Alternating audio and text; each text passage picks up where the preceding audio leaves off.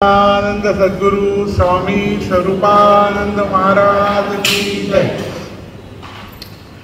आपल्या जीवनामध्ये लहानपणापासून, म्हणजे मी प्रवचन करत नाही आहे, लहानपणापासून आत्तापर्यंत प्रत्येकाच्या जीवनामध्ये दोन व्यक्तिमत्व अशी आहेत की त्यांना आपण कधी विसरू शकत नाही. ते लहानपणी पण आपल्याला खूप आवडत होती, तरुणपणी पण आवडत होती, आत्ताही खूपच आवडत आहेत. ती म्हणजे योगेश्वर कृष्ण आणि श्रीराम. हे युगपुरुष होते, अवतार पुरुष होते. त्यांच्या कथा किंवा त्यांच्याबद्दल ऐकायला आपल्याला खूप आवडतं. आता आपण पण 6 दिवस कथा ऐकणार आहोत. कथा आपल्याला माहिती आहे, सगळ्यांना माहिती आहे काही कथा आहे ती, पण त्या ऐकण्यातला जो इंटरेस्ट आहे तो मात्र कमी होत नाही आपला. आणि आपण त्या कथेमध्ये काही नाविन्य मिळतं आहे का, किंवा मला जे माहिती आहे त्याच्यापेक्षा काही वेगळा टच त्याला आहे का, हे आपण नक्की पाहणार आहोत. आणि आपल्या जीवनामध्ये त्याचा काय उपयोग होतो याचा अभ्यासही आपण करणार आहोत. पण आता कोणीतरी शिकवायला पाहिजे का नाही, आपल्याला सांगायला पाहिजे. त्याकरता आपल्यासमोर आता श्रीनिवास पेंडसे सर आलेले आहेत.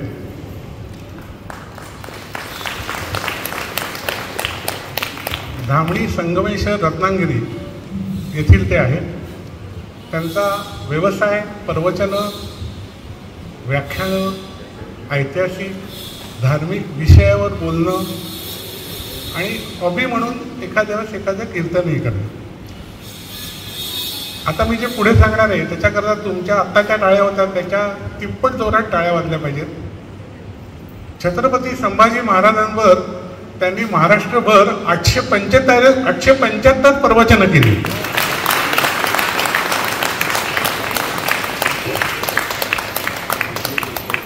अशा विविध आणि वैविध्यपूर्ण विषयांवर त्यांचं व्याख्यानं होतात आणि प्रवचनं पण होतात. आज आपलं भाग्य आहे की आज ते आपल्या इथे आपल्याबरोबर आहेत.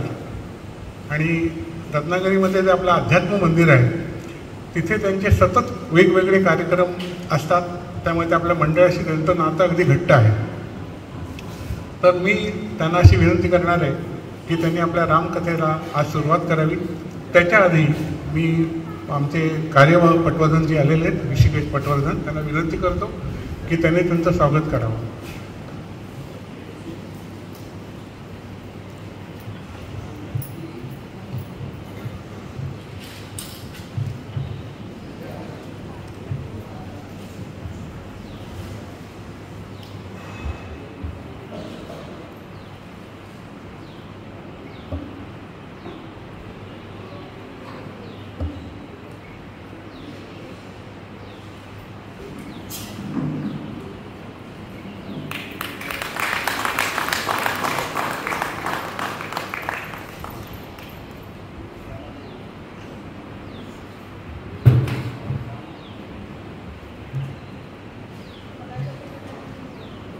आपल्या सर्वांच्या वतीने मी त्यांना विनंती करतो की त्यांनी सर आपल्या रामकथेला प्रारंभ करावा.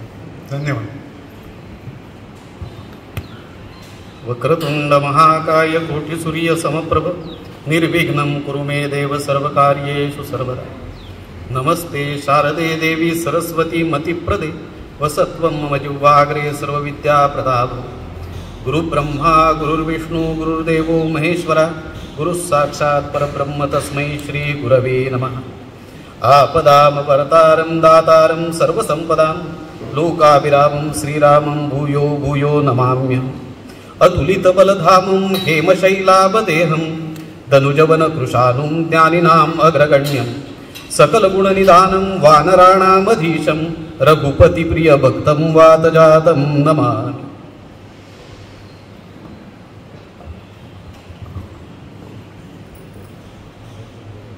या प्राचीन भूमीमध्ये अशी अनेक व्यक्तिमत्व होऊन गेली जी धार्मिक होती, पौराणिक होती, ऐतिहासिक होती. वेगवेगळ्या क्षेत्रामध्ये या महानुभावांनी केलेलं जे कार्य आहे अतिशयोक्ती न करता वस्तुस्थिती जरी गृहीत धरली तरी आपलं संपूर्ण आयुष्य एखाद्या चरित्राला तरी समजून घेऊ शकेल का हा प्रश्न पडावा अशी अनेक माणसं, अनेक व्यक्तिमत्व या भरतभूमीवर होऊन गेली. रामकथेला आज सुरुवात करतोय तो जेव्हा आपण उत्तरार्धाकडे जाऊ तेव्हा आज ज्यांची जास्त गरज आहे त्या लक्ष्मी नरसिंहांचं जन्म सोहळा देशामध्ये साजरा होत असेल आणि ते स्थानही मूळ कुठे आहे याची सगळ्यांना कल्पना आहेच. त्यामुळे त्या देवतेलाही अभिवादन करतो. मुळात 3 राम विष्णूच्या अवतारामध्ये येतात. या भूमीशी ज्यांचा संबंध आहे ते भार्गवराम, ज्यांचा विषय आज आपण आजपासून मांडणार आहोत ते दाशरथी राम, आणि त्याच्या नंतरच्या अवतारामध्ये बलराम. भार्गवरामांनी या भूमीची निर्मिती केली. परशुराम भूमी, अपरांत भूमी, कोकण भूमी या नावांनी ते ओळखले जातात. निक्षत्रिय पृथ्वी करण्याचं श्रेय त्यांना दिलं जातं. दुर्दैवानं या कथांची आवश्यकता एवढ्या करता आहे की आम्ही एखाद्या व्यक्तिमत्वाला त्याच्या जातीमध्ये, त्याच्या गोत्रामध्ये, त्याच्या एखाद्या पराक्रमामध्ये गुंतवून ठेवतो. संपूर्ण चरित्राचं, त्या व्यक्तिमत्वाचं आकलन आपल्याला कधी होत नाही. ते करून घेण्याची जास्त आवश्यकता याकरता आहे की आपल्याला त्यामुळे त्या व्यक्तिमत्वाची पृष्ठभूमी कळते. लक्षात ठेवा, आज मी गेल्या काही दिवसांमधले संदर्भ आपल्याला देतो आहे आणि विषयाकडे. ज्या काही 6 पैकी 3 नद्या आमच्या वाट्याला आल्या, पूर्ण सुद्धा नाहीत, त्यांचं पाणी आता राजस्थानकडे वळवायचं का पंजाबकडे वळवायचं का हरियाणाकडे वळवायचं अशी आपली चर्चा आता सुरू आहे. हा मूळ संवाद भगवान परशुराम आणि कश्यपांचा आहे. कश्यपांच्या आश्रमामध्ये ज्याच्यामुळे काश्मीर हे नाव पुढच्या काळामध्ये पडलंय, तिथे हे असलेलं पाणी संपूर्ण भारतवर्षात गरज असेल तिथे कसं नेता येईल आणि कृषी संस्कृती कशी रुजवता येईल याचा संवाद भगवान परशुराम आणि महर्षी कश्यपांचा आहे. संपूर्ण भारतामध्ये या 2 रामांकडे विशेषतः लक्ष द्यावं लागतं. अगदी आधुनिक उत्क्रांतीवादाचा सिद्धांत मान्य करत गेलं तरी वनवासात गिरीकंदरामध्ये असलेले, आमच्या दृष्टीने मागास असलेले, मी आमच्या दृष्टीने याच्यावर जोर दिलाय बरं का, आमच्या दृष्टीने मागास असलेले असे जे समाज होते त्या समाजाला मुख्य प्रवाहामध्ये आणण्याचं काम परशुरामांनी सुरू केलं. परशुरामांनी सुरू केलेलं काम दाशरथी रामांनी पुढे नेलं आणि आपल्या वनवासाच्या काळामध्ये या सगळ्यांना आपल्या बरोबर आणलं. आणि बलरामांनी या सगळ्यांना कृषी संस्कृतीचा पुढचा भाग जोडून दिला. आणि म्हणून भारतीय सांस्कृतिक प्रवाहामध्ये भार्गवराम, दाशरथी राम आणि पुढचे बलराम या 3 रामांचा फार मोठा योगदानाचा विषय. मुळामध्ये रामायण हे महाकाव्य निर्माण कसं झालं असा कोणताही संकल्प महर्षी वाल्मिकींनी कधीच केला नव्हता. मी आता रामायण लिहिणार आहे, मला आता रामाची चरित्रगाथा लिहायची आहे, मला रामाचं चरित्र वर्णन करायचं आहे, असा कोणताही विचार सुरुवातीच्या कालखंडात त्यांचा नाही. पण समाजाचं अवलोकन केल्यानंतर, कारण एका विशिष्ट स्तरातून बदल होऊन वाल्या ते वाल्मिकी हा प्रवास पूर्ण झालेला आहे. आणि हा प्रवास पूर्ण झाल्यानंतर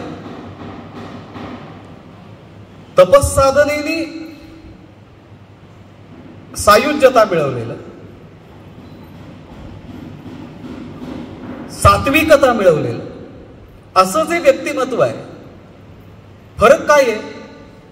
सहज प्रचारात येणारा वाक्प्रचार आहे की वाल्याचा वाल्मिकी झाला. मुळामध्ये लक्षात घेतलं पाहिजे, वाल्या आणि वाल्मिकी हा प्रवास केवळ एका महर्षीचा नाहीये, केवळ एका वाटमाऱ्याचा नाहीये. हा प्रवास तुमचा माझा होण्यासाठीचा हा पदपथ आहे. कारण समाजामध्ये असलेल्या नग्न स्वार्थाचं प्रतीक म्हणजे वाल्या. मला माझं कुटुंब चालवलं पाहिजे, मला माझा चरितार्थ चालवला पाहिजे, माझी बायको माझी मुलं यांचं भवितव्य मला लक्षात घेतलं पाहिजे. त्यासाठी मी समाज व्यवस्थेला कुपोषित करत असलो तरी चालेल, शोषण करत असलो तरी चालेल, लुटालूट अत्याचार अनाचार करत असलो तरी चालेल, माझं जे काही आहे ते मला मिळवलं पाहिजे आणि मी फक्त माझ्या पुरता. हा विचार वाल्याचा विचार आहे.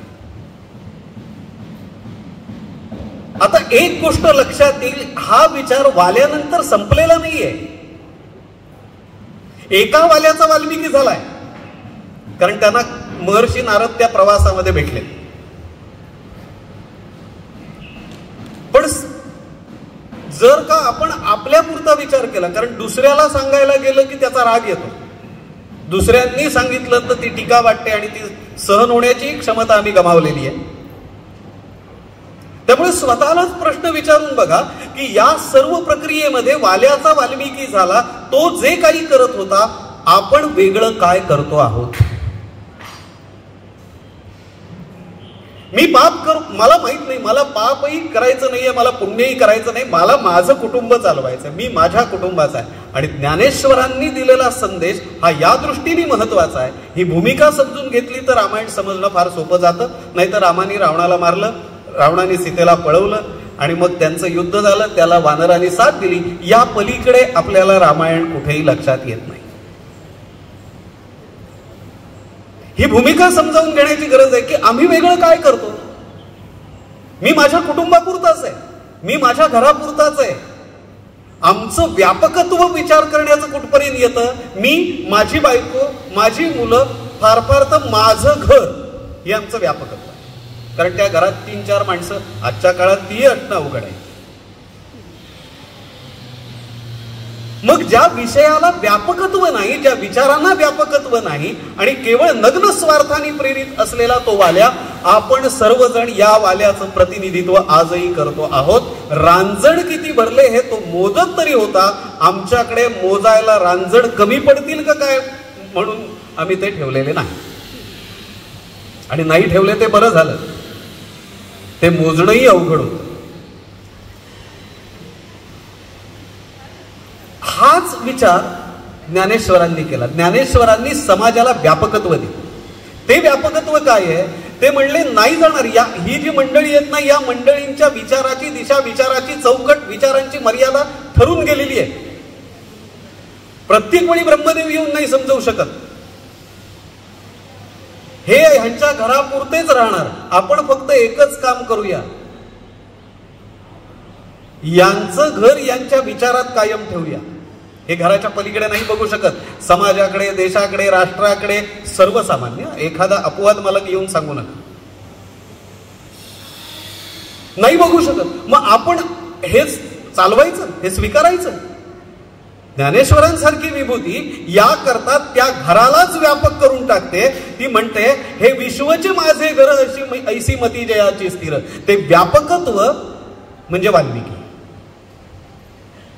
मी एवढ्या करता हे सांगतोय की तो वाल्या असताना फक्त स्वतःचा विचार करत होता. जेव्हा नारदांनी त्याला सांगितलं, हे तू ज्यांच्या करता करतोस ते तुझ्या कृत्यात सहभागी आहेत का, लाभहानीमध्ये, तर त्यांनी नाही सांगितलं. आजच्याही कुटुंब व्यवस्थेचं हेच विदारक चित्र आहे. अनेकांना मी मिळवतो आणि कुटुंब चालवतो याचा जो गर्व आहे तोच मुळात चुकीचा आहे. मी कुटुंब चालवतो, मी व्यवसाय करतो, मी धंदा करतो, मी नोकरी करतो, याला कुठेही आपण महत्व दिलेलं नाही. हे गौणत्व आहे. याचं कारण मानव देहामध्ये आलेल्या माणसांनी स्वतःचा चरितार्थ, स्वतःचं कुटुंब चालवण्याकरता हे करणं अपेक्षितच आहे. आणि माणसांनी जास्त गर्व बाळगण्याचं कारण नाही.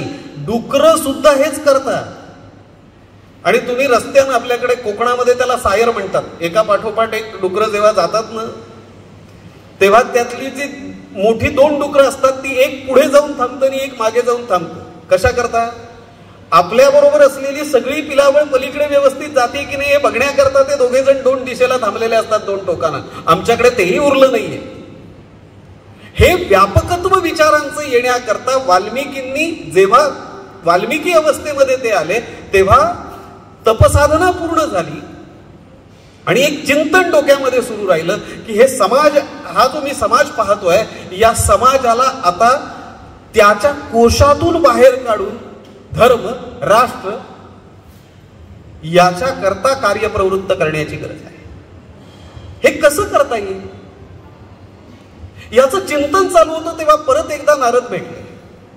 मी सगळ्यात महत्वाची गोष्ट मला काय सांगायची माहिती आहे का? तुम्ही वाल्या असा अथवा वाल्मिकी असा, वाल्या असताना सुद्धा आणि वाल्मिकी असतानाही सुद्धा नशिबामध्ये नारद भेटणं असावं लागतं. वाल्याला नारद भेटले म्हणून वाल्मिकींपर्यंत प्रवास झाला. वाल्मिकींपर्यंत प्रवास झाला, तप झालं, साधना झाली, जप जाप्य सगळं जे जे काही होतं ते पूर्ण झालं. ते महर्षी या स्थितीला प्राप्त झाले. पण महर्षी या स्थितीला प्राप्त होऊनही मनातली अवस्था संपत नव्हती की हा समाज कसा बदलायचा, या समाजाला कार्यप्रवृत्त कसं करायचं. तेव्हा नारदांनी त्यांना सांगितलं तुम्हाला नेमकं लोकांना काय सांगायचं. आणि मग त्यांनी एक एक गुण सांगायला सुरुवात केली. नारदांचा आणि वाल्मिकींचा हा संवाद आहे बरं का. रामायण वाचायच्या आधी हा संवाद वाचला पाहिजे. रामायण का याचं उत्तर मिळतं. काय संवाद आहे हा? त्यांनी सांगितलं असा राष्ट्र पुरुष मला उभा करण्याची गरज आहे की ज्याच्यामध्ये अवगुण शोधूनही सापडणार नाहीत. मी एका वाक्यात संबोधतोय बरं का. या ग्रंथाच्या एका पानात राहतील असे सद्गुण असलेला राष्ट्रपुरुष त्यांना हवाय. इतके सगळे गुण आणि एवढं असूनही अवगुण असता कामा नये हे कोणाकडे असेल. नारदांनी हात टेकलेत. नारद असं म्हणाले महर्षे या एकेका गुणाची एक एक नावं मी तुला सांगू शकतो,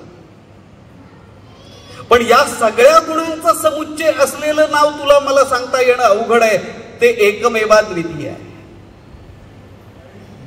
त्याच्यानंतर नाही, त्यापूर्वी नाही आणि आत्ताही नाही. महर्षींची उत्कंठा दाटून राहिली. कोण आहे हे सगळे गुण एका ठिकाणी? ज्यांच्या नावानी तुम्ही मोठे झालात ना, वाल्यापासून वाल्मिकी पर्यंत येण्याकरता ज्या नामाचा आधार घेतलात ना, तोच या सगळ्या गुणांचा समुच्चय आहे.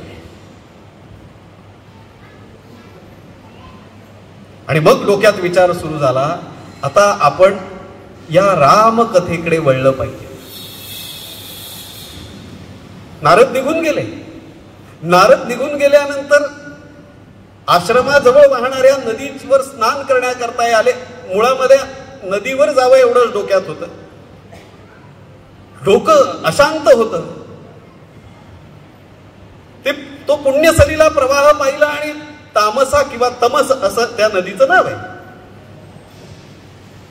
आमच्याकडे प्रत्येक नदीला गंगेचं स्वरूप मानलेलं आहे. मोह, महर्षी होते तरी सुद्धा मोह आवरत नव्हता. ते नदी पात्रात उतरले, स्नान केलं. जे काही महर्षी म्हणून त्यांच्या जीवनाला आवश्यक होतं ते सगळं कर्तव्य अर्घ्य देण्यापासून ते पूर्ण केलं. आणि जेव्हा ते परत यायला निघाले तेव्हा त्यांचं लक्ष एका घटनेकडे गेलं की त्या झाडावर वरती क्रौंच पक्षाचं जोडपं, नर आणि मादी, मैथुन क्रियेमध्ये दंग होत. त्यांची ती मोहमयी अवस्था बघितली आणि आनंद वाटला. बरं,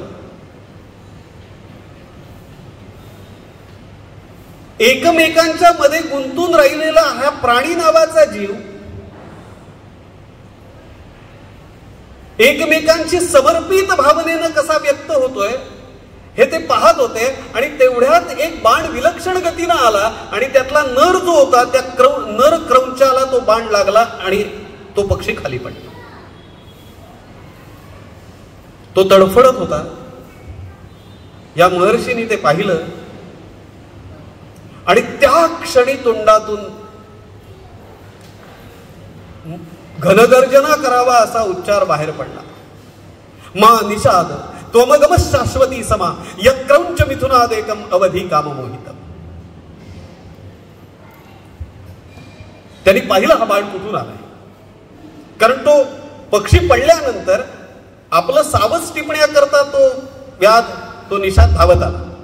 त्यांनी तो पाहिलं आणि उचलताना त्यांनी शाप दिला. मा निषाद त्वमगम शाश्वती समा यक्रौंच मिथुनादेकम अवधी काममोहितम. शाप सुंदर आहे बरं का. वाक्य फार विचित्र वापरलंय पण आहे. शाप अतिशय सुंदर आहे. हे निषादा, हे व्याधा, शिकारीचे म्हणून काही नियम असतात आणि जो जातिवंत शिकारी आहे ना, अंगावर पीत असलेलं जर सावज असेल तर तो टिपत नाही बरं. गरोदर असलेलं सावज असेल तर तो टिपत नाही. जातिवंत शिकाऱ्याबद्दल बोलतो. त्याचे म्हणून काही नियम असतात. मैथुन क्रियेमध्ये दंग असलेलं ते जोडपं तुला पाहवलं नाही आणि तू बाण सोडून त्या नराला मारलंस. शाप काय आहे? या मोहमयी अवस्थेमध्ये असलेल्या त्या नराला मारून तिला जो झालेला वियोग आहे तो तडफडतोय, तशी तीही तडफडतीये. तो मृत्यूच्या आकांताने तडफडतोय, ती वियोगाच्या आकांताने तडफडतीये. लक्षात ठेव, ही ताटातूट तू जी केलीस तुला कधीही कायमस्वरूपी प्रतिष्ठा लाभणार नाही.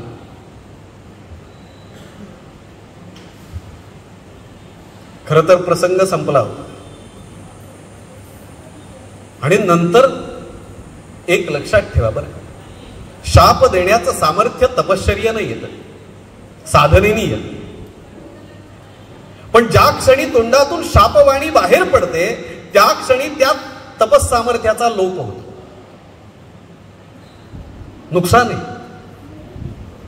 परत ते मिळवावं लागतं.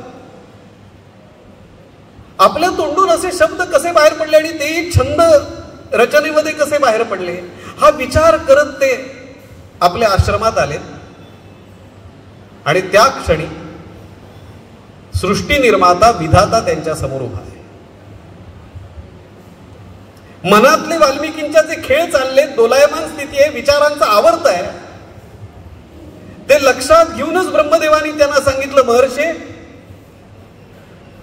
तुझ्या तोंडून शापवाणी सुद्धा छंद स्वरूपात बाहेर पडावी ही माझी प्रेरणा आहे.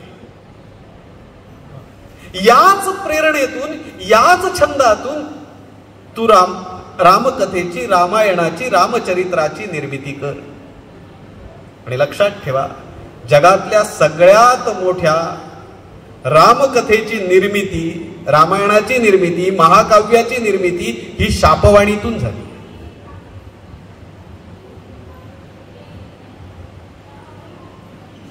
आता रामचरित्राचं चिंतन करावं आणि मग राम मांडावा हा त्यांनी विषय केला. आता इथला जो व्याध आहे ना, हा व्याध परत एकदा नग्न स्वार्थाचं प्रतीक आहे. मोहमयी समाजाच्या अवस्थेला हा स्वार्थ कारणीभूत ठरतो. एक लक्षात घेतलं पाहिजे, जगाच्या सुरुवातीपासून ते अंतापर्यंत कोणत्याही युगामध्ये, कोणत्याही काळामध्ये सत आणि असत, धर्म आणि अधर्म, चांगलं आणि वाईट या दोघांमधला संघर्ष दीर्घकाळ चालू राहणार आहे. प्रत्येक वेळी या संघर्षामध्ये सतचा विचार विजय होण्याकरता या राष्ट्रपुरुषांची गरज का लागते? याचं कारण अतिशय सामान्य अवस्थेमध्ये विचार केला तर लक्षात येतं. आपण इथे सर्वजण बसलेले आहात, यातल्या कुठल्याही किंवा बाहेर असलेल्या कुठल्याही माणसाला वाईट वागावं, वाईट असावं, वाईट वर्तन करावं असं कधीही वाटत नाही. कधीही वाटत. मग तरीही तो वागतो. याचं कारण असं आहे, आम्ही नाईलाजानं परिस्थितीमुळे, आमच्या विचारांच्या क्षुद्रतेमुळे या गोष्टींकडे ओढले जातो आणि मग तो त्या परिस्थितीच्या विचारांचा बळी ठरत सन्मार्गाकडून कुमार्गाकडे जातो. मुळामध्ये मला पुण्य करायचंय असं वाटणं हेच महत्वाचं आहे. राम आणि रावण या बरोबर दोन वेगवेगळ्या गोष्टी नाही आहेत. राम जितका ज्ञानी होता त्याही पेक्षा जास्त ज्ञानी रावण आहे. ज्या गोष्टी रावणाने निर्माण केल्या रामाने त्या केल्या नाहीत किंवा त्यात करायचा विचारही नव्हता. सामवेदाचं गायन करणारा रावणानंतर आज अखेर कोणीही नाही असं म्हटलं जातं. हा अधिकार आहे. उद्दिष्ट ज्योतिषाची रचना ही रावणाने केली. म्हणजे रावण बुद्धिमान होता, ऋषिकुळामध्ये जन्माला आलेला होता, संपूर्ण देवांना अंकित करण्याची ताकद त्याच्याकडे होती. खरं सांगायचं तर रावण हाच परमेश्वराचा एक वेगळा अवतार होता. इतकी ताकद होती त्याच्यामध्ये. पण असं असताना त्याचं पारिपत्य राम नावाच्या एका व्यक्तिमत्वाला करावं लागलं. याचं कारण दुर्गाताई भागवतांनी एक फार सुंदर वाक्य व्यासपर्व लिहिताना लिहिलं. सत्ता ही अशी सुंदरी आहे की जे असते त्याला धुंद करते आणि नसते त्याला वेड करते. रावणाकडे सत्ता आली, ब्रह्मदेवाचं वरदान आलं, प्रचंड विद्वत्ता आली आणि आमच्या सुभाषितकारांनी सांगितलंय बरं का, सावध कुणाकडनं राहायचं. अडाणी असेल त्याची काहीही भीती बाळगू नका. साक्षरा विपरीताश्चेत राक्षसा एव केवल.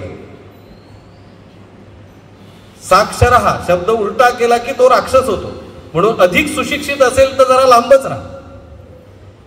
तुम्ही अतिरेक्यांची यादी आणि त्यांचं शिक्षण काढून बघितलं तर माझ्या वाक्याचं महत्व तुमच्या लक्षात येईल.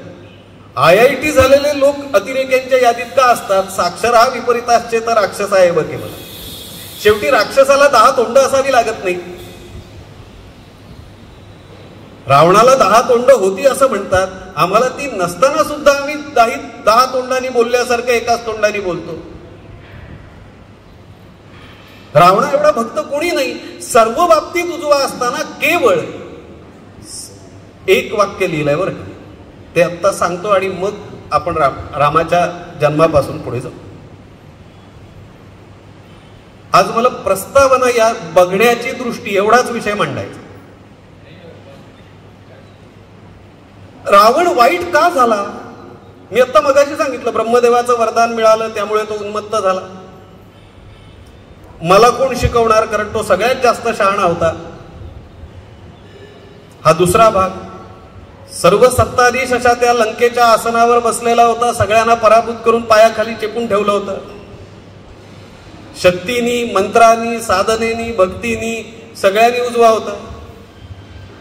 लक्षात ठेवा बरं. वाल्मिकींनी एक बारीक निरीक्षण नोंदवलंय. ते असं म्हणाले की याच्या तरीही रावण चांगला राहिला असता. पण रावणाच्या आजूबाजूला असलेली जी सगळी मंडळी होती ना, तीच मंडळी लायक नव्हती. ती अत्याचारी होती, ती बलात्कारी होती. या सगळ्यांनी त्याला स्तुती पडवत इतका मोठा करून ठेवला होता. आणि म्हणून लक्षात ठेवा, विभूती असू दे किंवा मोठी व्यक्तिमत्व असू देत, एक नक्की आहे, अनुयायी हे फार सांभाळावे लागतात. मोठ्या मोठ्या विभूती किंवा व्यक्तिमत्वांचा नाश, त्यांच्या कार्याचा नाश हा त्यांच्या अनुयायांनीच केलेला आहे, जवळच्या लोकांनी केलेला आहे. त्याला आपल्याकडे कंपुशाही असं म्हणतात. आणि मग आपल्या या दृष्टीने लक्षात येईल रामाचा आदर्श आणि रावणाची अतिशयोक्ती, रावणाचा अतिरंजितपणा, रावणाचं अत्याचारी व्यक्तिमत्व. चांगल्या गोष्टी उद्यापासून ऐकायच्या. मुळात अनेकांना असं वाटतं अयोध्या नावाचं राज्य होतं. अयोध्या हे राज्य नाही, कोसल नावाचा देश आहे. परत एकदा आणखीन एकदा सांगतो बरं का. आपल्या सगळ्या सुशिक्षितांचा आणि 47 नंतर शिक्षण घेणाऱ्या सगळ्या महामूर्ख लोकांचा एक समज आहे की आज जो काही हिंदुस्थान आम्हाला दिसतो, 47 नंतर शिक्षण घेऊन मोठे झालेले लोक हिंदुस्थान म्हणत नाहीत.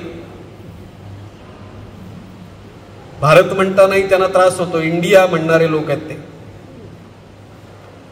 हा जो काही हिंदुस्थान आहे, ब्रिटिशांनी आले नसते, आक्रमण केलं नसतं आणि त्यांच्यामुळे स्वातंत्र्य मिळालं नसतं तर कदाचित आजचं जे संघराज्याचं स्वरूप भारताचं आहे ते आम्हाला कधीच मिळालं नसतं. या मूर्खांच्या नंदनवनात आम्हाला आयुष्यभर शिकवलं गेलं. रामायण हे त्या दृष्टीने पहिला पुरावा आहे आपल्याकडे, त्याच्याही आधीच आहेत, पण ज्याच्यावर आपण जास्त रामायण महाभारत हे 2 आमचे अभिन्न भाग झाले. रामायण हा त्यातला सगळ्यात मोठा पुरावा आहे की रामानी वनवासाच्या काळात, सीतेचा शोध घेण्याच्या काळात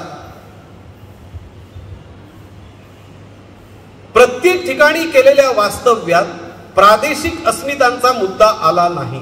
हा कोसल देशातला आहे म्हणून या भागात त्याला उपरा आहे असं कधीही कुठे म्हटलं नाही. याचं कारण राज्य व्यवस्था वेगवेगळ्या असल्या, राजे वेगवेगळे असले तरी या आर्यावर्ताचा सांस्कृतिक प्रवाह एक आहे. आणि म्हणून कधीचा तरी त्याच्या आधीचा भार्गवराम कश्यप ऋषींना ज्या भागामध्ये सुका दुष्काळ पडतो त्या सुका दुष्काळाचं परिमार्जन करण्याकरता, त्याच्यावर उपाययोजना करण्याकरता काश्मीरात अतिरिक्त ठरणारं पाणी तिथपर्यंत आणण्याची व्यवस्था मागतो. याचा अर्थ राज्य वेगवेगळी असली, देश वेगवेगळे असले, जनपद वेगवेगळे असले, राज्यकर्ते वेगवेगळे असले तरी या देशाचा विचार सांस्कृतिक प्रवाहाशी एकत्र आहे, हे समजून घेतलं पाहिजे. आणि म्हणून या दृष्टीनेही रामायण महत्वाचं आहे. बरं, हा राम कोण आहे? कुठल्या तरी उत्तर प्रदेशात जन्माला आलेला एक व्यक्तिमत्व, ज्याला पुढे देवत्व मिळालं आणि देव मानलं. मी ऋषिकेशला होतो 1 महिनाभर. तिथे जेवण वाढतात बरं.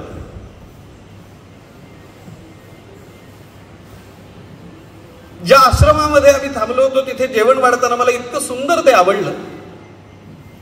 का रामकथा ऐकायची?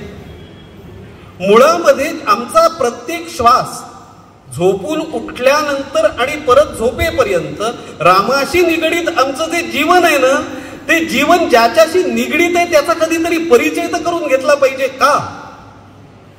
कोणता असा सांस्कृतिक ऋणानुबंध आहे? आम्ही एक आहोत. त्या हरिद्वारला, ऋषिकेशला जेवायला बसल्यानंतर पंगत वाढताना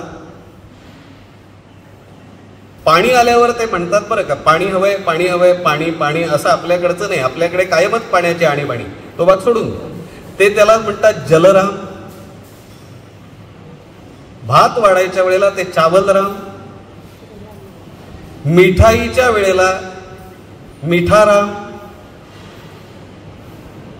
बाकी मीठ वाढताना जे काही त्यांचा समावेश नाही. त्या प्रत्येक पदार्थाला रामनामाने संबोधण्याची प्रक्रिया. आमच्याकडे पूर्वीचे जुने लोक सांगायचे बरं का, मला अनेक वेळा प्रश्न पडायचा, नंतर परवानगी होती का? ते म्हणले राम परत खोटं बोलू नये. आमचा सकाळचा जो पहिला प्रहर आहे ना दिवसाचा, त्याला आम्ही राम प्रहर म्हणतो आणि ग्रामीण भागामध्ये त्याला राम पर्यात असं म्हणतात. म्हणजे राम पर्यात खोटं बोलायचं नाही, ते फार मोठं पाप आहे. आमच्या दिवसाची सुरुवातच रामप्रहराने होते. आमच्याकडे अभिवादनाची पद्धत राम अशीच होती. आता काही उपयोग नाही हे सांगताना आता राम राहिला नाही हे सांगण्याची पद्धत होती. आणि जेव्हा एवढं सगळं रामाशी निगडीत आयुष्य असूनही जो रामाचं नाव कधीही आयुष्यात घेत नाही त्याला अंतिम प्रवासाला नेताना बाकीच्यांनी रामनाम म्हणण्याची पद्धत होती. आता तरी ऐकत जा, असला आत्मा जाग्यावर. येईपासून जाईपर्यंत रामाशी आमचं निगडीत असलेलं जे नातं आहे, ते नातं ज्या राष्ट्र पुरुषाशी निगडीत आहे त्या राष्ट्र पुरुषाची कथा म्हणजे रामकथा.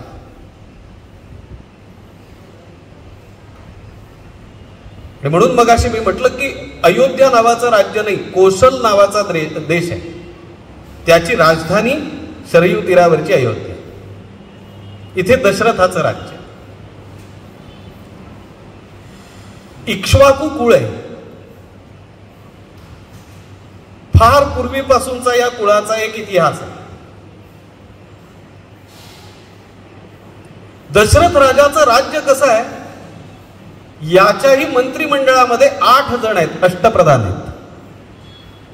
मुद्दाम सांगतोय बरं का.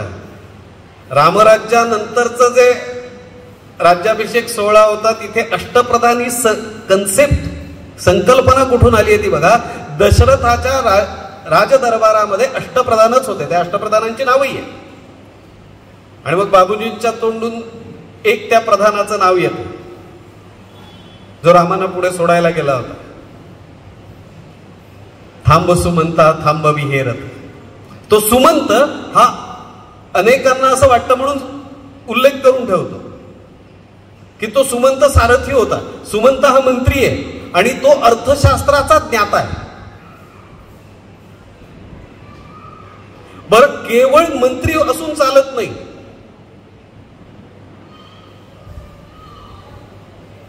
त्यांच्याही पेक्षा काही व्यक्तिमत्व दरबारामध्ये असावी लागतात, तरच राज्य चालतं. नुसतं मंत्रिमंडळ असून चालत नाही. 2 मोठी माणसं या दरबारामध्ये महत्वाची होती, म्हणजे ती मंत्र्यांच्याही वरती होती. एक आहेत महर्षी वशिष्ठ आणि दुसरे आहेत महर्षी वामदेव. 2 महर्षी दरबारात. पुढच्या टप्प्यामध्ये बोलत जाईल तेव्हा त्यांचं स्थान काय आहे आणि मग राजकारणामध्ये, राजनीतीमध्ये, राजदरबारामध्ये या महर्षींची आवश्यकता का हे आपल्याला कळेल. मुळात राम हा केवळ नामाचा विषय नाही, मनात तर काढून टाका. राम नामानी जीवनाला सुगंध येतो हे निश्चित, पण राम नामापुरता राम मर्यादित नाही. कारण माझा राम हा राष्ट्रनेता कसा असावा सांगतो, माझा राम राजनीती कशी असावी हे सांगतो, माझा राम कुटुंब व्यवस्थेतला आदर्श कसा असावा हे सांगतो, माझा राम समाज पुरुष म्हणून काय काम करू शकतो हे सांगतो. म्हणून वेगवेगळ्या पद्धतीनं रामाकडे बघावं लागतं. आज या कोसल देशामध्ये समस्या कोणतीही नाही, समृद्धता आहे. आणि माझं वाक्य नीट लक्षात ठेवा बरं का. हिंदुस्थानचा 5000 वर्षांचा इतिहास बघितला तर हे वाक्य पटतं.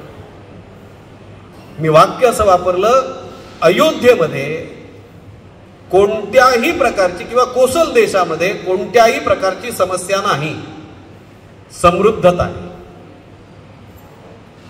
लक्षात ठेवा बरं का. काही वेळा दशरथ नसेल किंवा दशरथासारखा राज्यकर्ता नसेल तर समृद्धता हेच तुमच्या विनाशाचं कारण बनतं. तुम्ही काढून बघा, आतापर्यंत आक्रांतांचे झालेली आक्रमण आणि त्यांनी आम्हाला लुटून नेताना सोमनाथापासून काशी विश्वेश्वरापर्यंत काय केलं हे तुमच्या लक्षात आलं की त्याच्या पाठीमागचा हेतू काय. ती समृद्धता कारणीभूत होती. पण इथे दशरथाच्या राज्याचं वर्णन आहे. मंत्री, मुद्दा म्हणून सांगतो बरं का, दशरथाचे अष्टप्रधान, दशरथाचे मंत्री समाजामध्ये लोकप्रिय आहेत, कारण लोकांच्या समस्यांचं आकलन करून त्याच्यावर अचूक उपाययोजना केली जाते. मोफत वाटप नाही. आदर्श राज्य पद्धती रामाची नाही आहे, रामाच्या आधीपासूनची ती परंपरा आहे. आणि रामानी त्याच्यामध्ये मग रामराज्यच का, दशरथ राज्यच का नाही. शेवटच्या दिवशी बघ, इतकं जर दशरथाचं राज्य चांगलं होतं ना, नाही का प्रश्न येत, इतकं जर दशरथाचं राज्य चांगलं होतं तर रामराज्याची महती का, दशरथाची का नाही. खरंच काही नव्हतं. बाहेरचे विद्वान लोक येऊन राहिले होते. या देशामध्ये कुठल्याही प्रकारचा अकाल नाहीये, अपमृत्यू नाहीये. याचं कारण मुळात आधी देशामध्ये सर्वजण धर्मानी वागतात, नीतीनी वागतात आणि प्रत्येकाचा वेगवेगळा धर्म प्रत्येक जण पाळतोय. लक्षात आलं का वाक्य? प्रत्येकाचा वेगवेगळा धर्म प्रत्येक जण पाळतोय. धारणात धर्म इत्याहू धर्मो धारयते प्रजा, हा जो धर्माचा अर्थ सांगितला, प्रत्येकाचा धर्म वेगळा आहे. आणि म्हणून गल्लत करू नका. जे डाव्या विचारांचे लोक आहेत ते आम्हाला रामाबद्दल फार वाईट शिकवतात बरं का. सीतेवर अत्याचार करणारा राम, तिला सोडून देणारा राम, इतका राम सोपा नाहीये बरं. याचं कारण तिथे प्रत्येक ठिकाणी त्यांनी वापरलेला, त्यांनी लक्षात घेतलेला आणि त्यानुसार केलेल्या उपाययोजनांचा धर्म समजावून घेण्याची गरज आहे. कारण काही वेळा तो राजधर्म सांभाळतोय, काही वेळा तो पतिधर्म सांभाळतोय, काही वेळा तो भातृधर्म सांभाळतोय, काही वेळा तो पुत्रधर्म सांभाळतोय.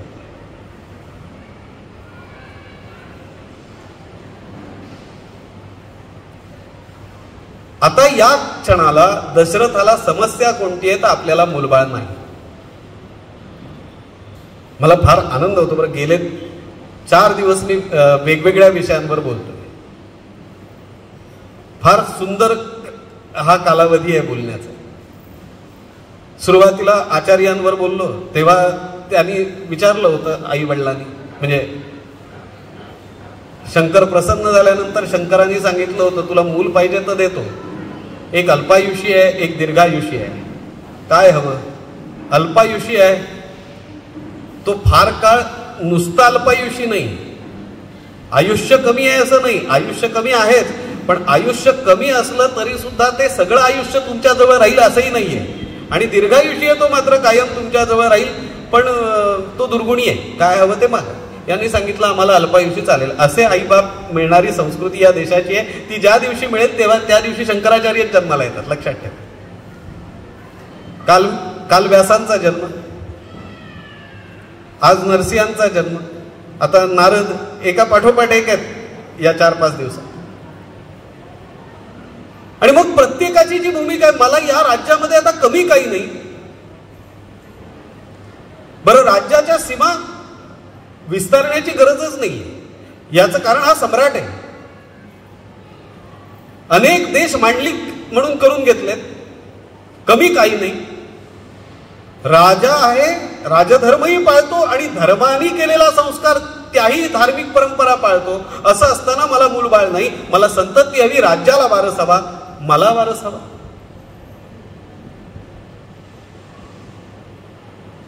या वेदनेतून दशरथ शिकारीला गेलाय. बरं, शिकार हे आपल्याकडे क्षत्रियांचं कर्तव्यच आहे. पण बघा बरं, रामायण हे सहज सुंदर, नितांत सुंदर, रमणीय काव्य आहे वगैरे, हे वाक्य ठीक आहे. पण प्रत्येकातला विरोधाभास त्यांनी ठासून वाल्मिकींनी दाखवलाय. मला संतती नाही याचा उद्वेग येतो. आज तो अरण्यामध्ये गेलाय, तो क्षात्र धर्माचं पालन करण्याकरता म्हणून शिकार करण्याकरता गेलेला नाही, उद्वेगाच्या अवस्थेतनं गेलेला आहे. आणि कशा करता? मला संतती नाही म्हणून. आणि मग मला संतती नाही याचं परिमार्जन काय आहे त्याच्या दृष्टीने?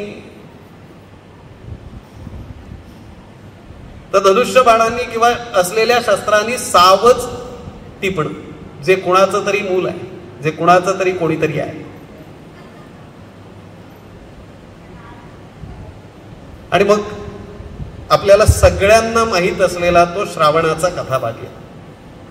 मी अनेक गोष्टी गृहीत धरून पुढे जाणार आहे की श्रावण बाळाची कथा सगळ्यांना माहीत असेल असं गृहीत धरून ओझरता उल्लेख करून पुढे जातो. नाहीतर विश्वामित्रांच्या आश्रमाच्या पलीकडेही राम जाऊ शकणार नाही 6 दिवसात.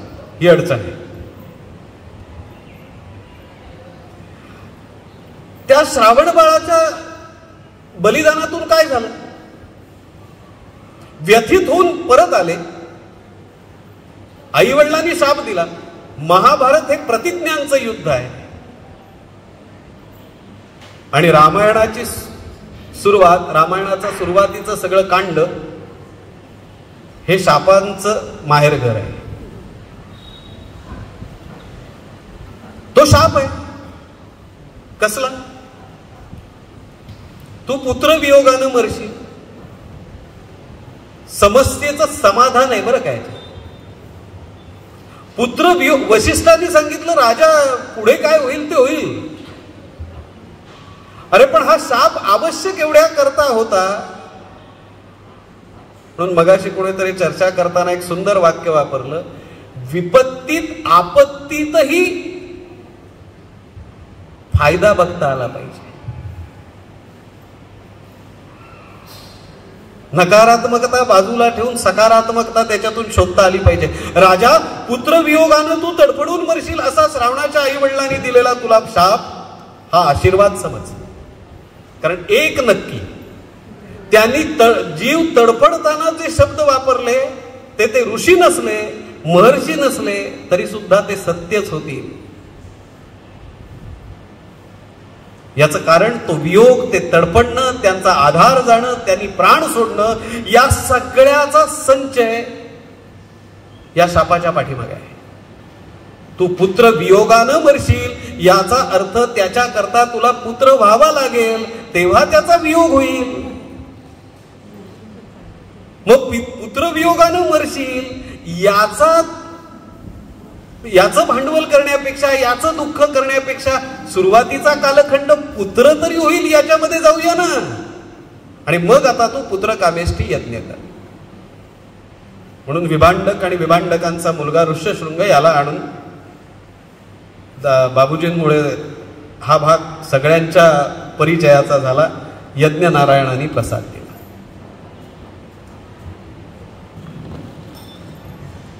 रामजन्माच्या कथेमध्येही मला जायचं नाही, कारण रामजन्म दरवर्षी होतो.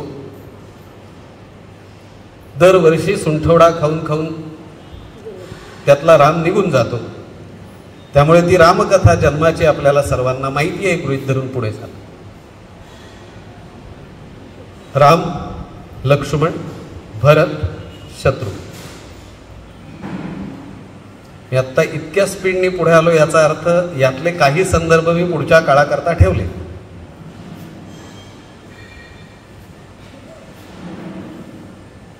चार मुलं ही चार स्वयंप्रकाशित तारे होते.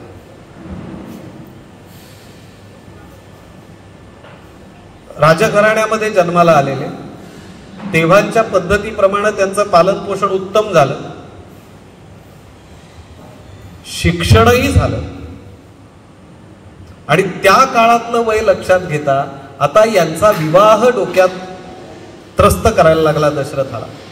ही विवंचना कमी की काय? एका दरबारामध्ये द्वारपालांनी येऊन सांगितलं, महर्षी विश्वामित्र आपली भेट मागताय.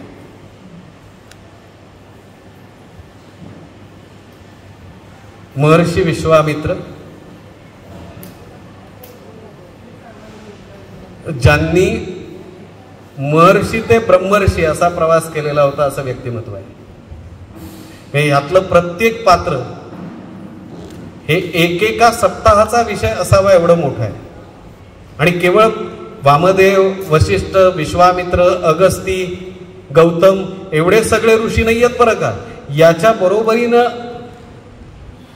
ज्या पंचकन्या आहेत ना, आजी जरा बाजूला बसलात तरी चालेल, त्यांना त्रास होतोय. पंचकन्या ज्या आहेत ना, त्या पंचकन्यांमधल्या बहुतेक रामायणातल्या आहेत. म्हणजे ही प्रत्येक पात्र ही एकेका सप्ताहाचा विषय आहे. एवढं या माणसांचं मोठेपण आहे. एक आहे विशाल वटवृक्षाच्या छायेत किंवा विशाल अश्वत्थ वृक्षाच्या छायेत बाकीचे वृक्ष लक्षात येत नाहीत.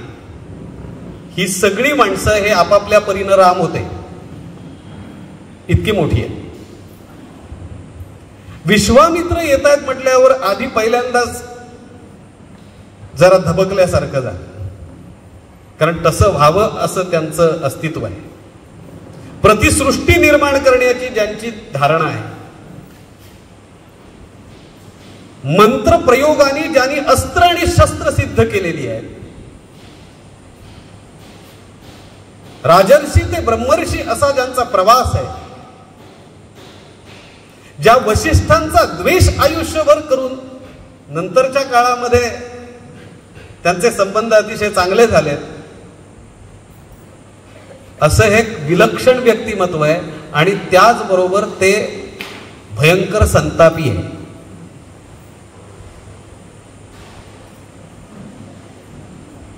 ते येत आहेत म्हटल्यावर त्यांना स्वागत त्यांचं उत्तम केलं, त्यांना व्यवस्थित राजसभेमध्ये आणलं, उच्चासनावर बसवलं, त्यांची पाद्यपूजा केली. आणि राजा दशरथाने, सम्राट आहे बरं, राजा दशरथाने अत्यंत नमस्कारपूर्वक नम्र भावाने विचारलं, महर्षी आपण आमच्या राजसभेमध्ये आलात आणि राजसभेची उंची वाढली, पण येण्याचं विशेष कारण, सेवेचा काही आदेश? ऋषीला आवश्यक असणारं वक्तव्य विश्वामित्रांनी केलं. संतुष्ट झाले, प्रसन्न झाले. केलेलं स्वागत, असलेला नम्रपणा, बरं नुसतं नाही या बसा मी जरा जाऊन येतो असं नाही, सेवेचा काय लाभ आम्हाला देणार आहात का, काही आदेश आहे का हेही विचारलं, याचा जास्त आनंद आहे. आणि ते विचारल्यानंतर त्यांनी सांगितलं, राजा हो त्याच कारणाकरता आलोय. या कालावधीत वशिष्ठ आणि वामदेवांनी अभिवादन केलंय, पण त्यांनी वक्तव्य काही केलेलं नाही. कारण वशिष्ठांना विश्वामित्रांच्या आगमनाचं कारण कळलेलं नाही असं नव्हतं, त्यांना ते कळलेलं होतं. राजा त्याच्याकरताच आलोय, काही विशिष्ट अनुष्ठान करण्याची माझी इच्छा आहे, विशिष्ट संकल्पपूर्तीसाठी ते करायचं. पण जिथे मी ते करतो आहे त्या माझ्या आश्रमामध्ये आता काही दिवसांपुरतच ते राहिलंय, ते पूर्णत्वाला जाईल, पूर्णाहुती होईल, माझा तो संकल्प सिद्ध होईल. पण राजा, तो संकल्प सिद्ध होऊ नये म्हणून का काय माहित नाही, पण मारीच आणि सुबाहू हे दोन राक्षस त्याच्यामध्ये विघ्न आणतात. बरं राजा, तुला माहिती आहे माझा वंश कुठला आहे, राजा मी ऋषीपर्यंत केलेला प्रवासही तुला माहिती आहे, आणि तुला हेही माहिती आहे, हे मला माहित आहे की असे अनेक मारीच आणि सुबाहू माझ्या समोर उभे राहिले तर क्षणमात्रात मी त्यांचं भस्म करेन. नीट वाक्य आहे का बरं का, कारण अनेक जण विचारतात एवढ्या लहान मुलांना मागायला ते का आले, त्याचं कारण आहे ते, मी क्षणार्धात त्यांचं भस्म करेन एवढी माझी धारणा आहे, एवढी माझी साधन आहे, एवढी माझी तपश्चर्या आहे, एवढी माझी शक्ती आहे, हे मला माहिती आहे. पण जेव्हा यज्ञ कर्मासाठी मी संकल्पबद्ध आहे, इथे वाक्य समजून घ्या बरं, जेव्हा यज्ञ कर्म करण्याकरता मी संकल्पबद्ध आहे, तेव्हा मी माझ्या हातून झालेली मानसिक हिंसा सुद्धा, मी पूर्णत्वास नेत असलेल्या कार्याला पूर्णत्व करून सुद्धा मला त्याचा उपयोग होणार नाही. याचं कारण मानसिक अहिंसा सुद्धा माझ्या संकल्पामध्ये अडथळा निर्माण करू शकते. कारण जेव्हा मी यज्ञ करण्याकरता संकल्पबद्ध होतो तेव्हा मला या सगळ्या गोष्टींचा त्याग करावा लागतो. आता संकल्पबद्ध म्हणून माझा धर्म मला त्यांना शासन करायला परवानगी देत नाही, कारण त्यामुळे माझं विहित कर्म पूर्ण होणार नाही. म्हणून राजा, त्याच्यासाठी तुझा राम मला दे.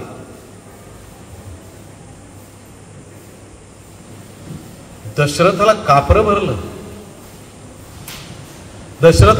भरलं बरं का? राजा दशरथ असं म्हणतो, हे महर्षी, मारीच आणि सुबाहू हे कोणाचं प्रतिनिधित्व करतात, कुणाच्या साठी काम करतात? तेव्हा त्यांनी सांगितलं, पौलस्त्य ऋषींपासूनची परंपरा, आणि त्या रावणाच्यासाठी काम करणाऱ्या या सगळ्या लोकांची नावं याच्यामध्ये आत्ता मला त्रासदायक आहेत ते मारीच आणि सुभाऊ आहेत. बरं, ते नुसते राक्षस आहेत का? नुसते राक्षस नाही आहेत, तेही परमेश्वराचं कृपाप्रसाद प्राप्त करून तितक्याच पद्धतीनं लढायला उत्तम असलेले लढवय्ये आहेत, प्रबळ शत्रू आहे. अरे मग राजा मी येतो ना, स्वर्गामध्ये देवाला इंद्राला मदत करायला मी गेलो होतो, मारीच आणि सुभाऊंना मदत मारण्याकरता धर्मकार्यामध्ये यज्ञ कार्यामध्ये त्याच्या सफलतेसाठी माझं योगदान असेल, मी मदत करतो ना. पण राजा, पण हे महर्षी, माझी कोवळी पोरं आहेत, या रामाला मागू नको. इथे पित्याचं वात्सल्य आडवं आलंय. दशरथाला कळत नव्हतं असं नाहीये. क्षत्रियांनी आपल्याला मुकाबला करण्याकरता कुठलं राष्ट्र, कुठली व्यक्ती, कुठला ऋषी जर साथ घालतो तर स्वतः पहिलं कर्तव्य त्यानं त्याच्याकरता जाणं आहे. हे दशरथाला माहीत नव्हतं असं नाहीये, पण माणसाला मोह आडवा आला की आपल्या कर्तव्य कर्मांचा विचार आणि विसर पडतो. माझी मुलं लहान आहेत ना, ते कोवळे आहेत, मारीच आणि सुभाऊंचा काय ते मुकाबला करणार? नको नको, त्याऐवजी मी चतुरंग दल सेना घेऊन येतो. आत्तापर्यंत वातावरण ठीक होतं. आपण जे काम करायला आलोय, जी मागणी राजाकडे केली आहे, राजा त्याचं सोयीस्कर अवेअर करतोय हे लक्षात आल्यानंतर ज्या सम्राटासमोर ते उभे आहेत ते विश्वाचे सम्राट असल्यासारखे आहेत. ते विश्वामित्र असं म्हणाले, राजा आदेश काय असं विचारलं होतं, सेवा काय अशी विचारली होती, शब्द दिला होता. राजाचा शब्द मागे घेणार असशील, तो पूर्ण करणार नसशील, त्यापासून मागे फिरणार असशील तर तुझा कुलक्षय होईल. साधी गोष्ट नाहीये, कुळाचा नाश होईल तुझ्या. वातावरण एकदम गंभीर आहे. बरं, दशरथाला कळत नाहीये का विश्वामित्र कोण आहे? विश्वामित्रांना नाही म्हणायचं किंवा त्यांना पर्यायी सुचवायचा म्हणजे आपला सर्वनाश करून घेण्यासारखं आहे. पण पुत्र मोह, पुत्र वात्सल्याने राम हा अवतारी पुरुष आहे, त्याच्याजवळ उत्तम विद्या आहे, तो उत्तम शूरवीर आहे, हे लक्षात आलेलं नाहीये. आणि म्हणून तो सांगतोय, बरं विश्वामित्र मागताय. तेव्हा वशिष्ठ उभे राहिले. मी मगाशी वाक्य असं वापरलं की राजकारणाच्या दैनंदिन कारभारामध्ये ऋषींचं स्थान नाही, मात्र तरीही ते राजदरबारात असणं आवश्यक. याचं कारण असं, जेव्हा राज्याचा सर्वनाश होऊ पाहत असेल, जेव्हा धर्माच्या प्रमाणे, न्यायाप्रमाणे, नीतीप्रमाणे वागणं अवेरलं जात असेल, याही पलीकडे जाऊन जे आत्ता घडलं नव्हतं, राजा उन्मत्त झाला असेल तर कोहम दंड्योस्मी असं गर्वानी फुत्कार करणाऱ्या त्या राजाला अहम दंड्योस्मी सांगणारा धर्म धारण करणारा ऋषी तिथे असला पाहिजे. धर्मम दंड्योस्मी हे सांगणारा धर्मदंड घेणारा ऋषी तिथे असायला पाहिजे. राजकारणात धर्म चालत नाही आणि धर्मात राजकारण चालत नाही, अत्यंत फसवी विधान आहे. राजकारणाचा आपला एक धर्म असतो, तो धर्म पालन करताना आमचा जो पूर्वीपासून चालत आलेला धर्म संप्रदाय आहे हाच जिवंत राहिला पाहिजे, तर तुमच्या राजधर्माला अर्थ आहे हे सांगणारा धर्मनेता, धर्मज्ञाता तिथे असावा लागतो. आता राजा कुळाचा नाश होईल असं म्हटल्यानंतर वशिष्ठ उभे राहिले आणि महर्षींना सांगितलं, विनंती केली आहे, हे तपोश्रेष्ठा, मी दशरथांची राजाची समजूत घालतो. आणि मग ते दशरथांना म्हणाले, राजन, पहिली गोष्ट लक्षात ठेव, जे तुझ्याकडे रामाची याचना करतायत, वाक्य नीट लक्षात ठेवा बरं, तुझ्याकडे जे रामाची याचना करतायत, रामाची मागणी करतायत, ते सर्व सत्ताधीश आहेत, ते सर्व संपन्न आहेत, ते ज्ञानाचे द्रष्टा आहेत, मंत्रद्रष्टा आहेत. अख्खा गायत्री मंत्र त्यांनी निर्माण केलाय. तेव्हा राजा, विश्वामित्रांनी रामाना मागणं हा रामाचा आणि अयोध्येच्या दरबाराचा, कोशल देशाचा गौरव आहे. पहिलं वाक्य. दुसरं वाक्य असं आहे, राजा, रामांच्या बरोबर विश्वामित्र असतील तर रामाच्या केसालाही धक्का लागणार नाही ही खात्री बाळग. तुला ज्या वात्सल्यग्रस्ततेतून हा विषय दिसतो की माझ्या मुलांना काही लागेल, त्यांना दुखेल, त्यांना काही इजा होईल, विश्वामित्र जोपर्यंत बरोबर आहेत, विश्वामित्र बरोबर असेपर्यंत, विश्वामित्रांसोबत राम असेपर्यंत रामांना धोका नाही. का होतं माहितीये काय? श्रावणाचे आई वडील आठवले तर लक्षात येईल. राजा, पुत्रवियोगानं तडफडून मरशील. विश्वामित्र त्यासाठी तर आले नाहीत. हा संदर्भ आहे. ही मोहवशता. राजा, विश्वामित्र जोपर्यंत त्यांच्या बरोबर आहे तुला घाबरण्याचं काही कारण नाही, केसाला धक्का लागणार नाही रामांच्या. हा एक भाग. आता तिसरा भाग. अत्यंत हळू आवाजात म्हणजे आतापर्यंत जो वशिष्ठांचा आवाज होता त्यापेक्षा अतिशय मृदू आवाजामध्ये, पण त्याला एक वजन असतं अशा आविर्भावामध्ये वशिष्ठ सांगतायत, राजा, हे पहिले दोन्ही मुद्दे लक्षात घेतले नाहीस तरी चालतील. तिसरा मुद्दा महत्वाचा आहे. जे नेमून दिलेलं कार्य करण्याकरता यांचा जन्म आहे, त्यांना ते करण्याकरता सिद्ध करण्याची जबाबदारी विश्वामित्रांची आहे. विश्वामित्रांना राम कशासाठी आहे हे सांगण्याची जबाबदारी नियतीनं दिलेली आहे. राजा, निशंक मनाने पाठव. राजगुरू आहेत, कुलपुरोहित आहेत, कौशल्यानं परिस्थिती हाताळली. आणि हे सगळं ऐकलं आणि विश्वामित्र जो पारावर चढला होता शांत झाला. राजा, मुलांची काळजी करू. विश्वामित्राचा शब्द आहे, तुझ्या मुलांना सांभाळण्याची आवश्यकता नाहीये. अरे, आम्हाला सांभाळण्याकरता आम्ही त्याला देतोय. तू राम ओळख, तू राम जाणून घे. जड अंतःकरणाने नाईलाज म्हणून, आणि विश्वामित्रांच्या ऐवजी कदाचित तुम्ही मी असतो तर हाकलवून देऊन जे दशरथांनी केलं असतं ते इथे विश्वामित्रांसाठी फक्त, आणि वशिष्ठांनी सांगितल्यानंतर त्यांच्या करता मात्र त्यांनी ते मान्य केलं. मग राम एकटेच गेले का? एक विलक्षण नातं आहे. भरत आणि शत्रुघ्न नाही गेले बरं का, पण राम आणि लक्ष्मण गेले.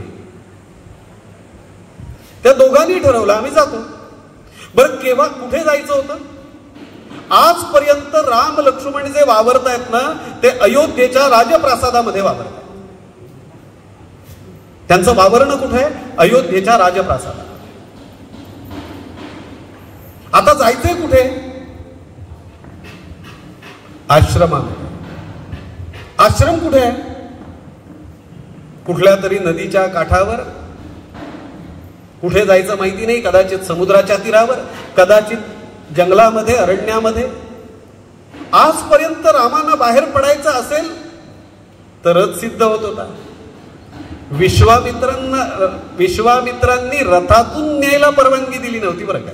बरं, अशी काही तिजोरीत खडखडाट वगैरे अयोध्येची परिस्थिती नव्हती की एका ऋषी बरोबर मुलांना पाठवायचंय तेव्हा त्याचा खर्च कसा करायचा, अशी काही वाईट परिस्थिती अयोध्येची नव्हती. पण लक्षात घ्या, इथेच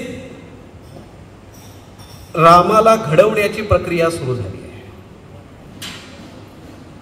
आणि मग एका योग्य वेळी राम लक्ष्मण विश्वामित्रांबरोबर बाहेर पडले.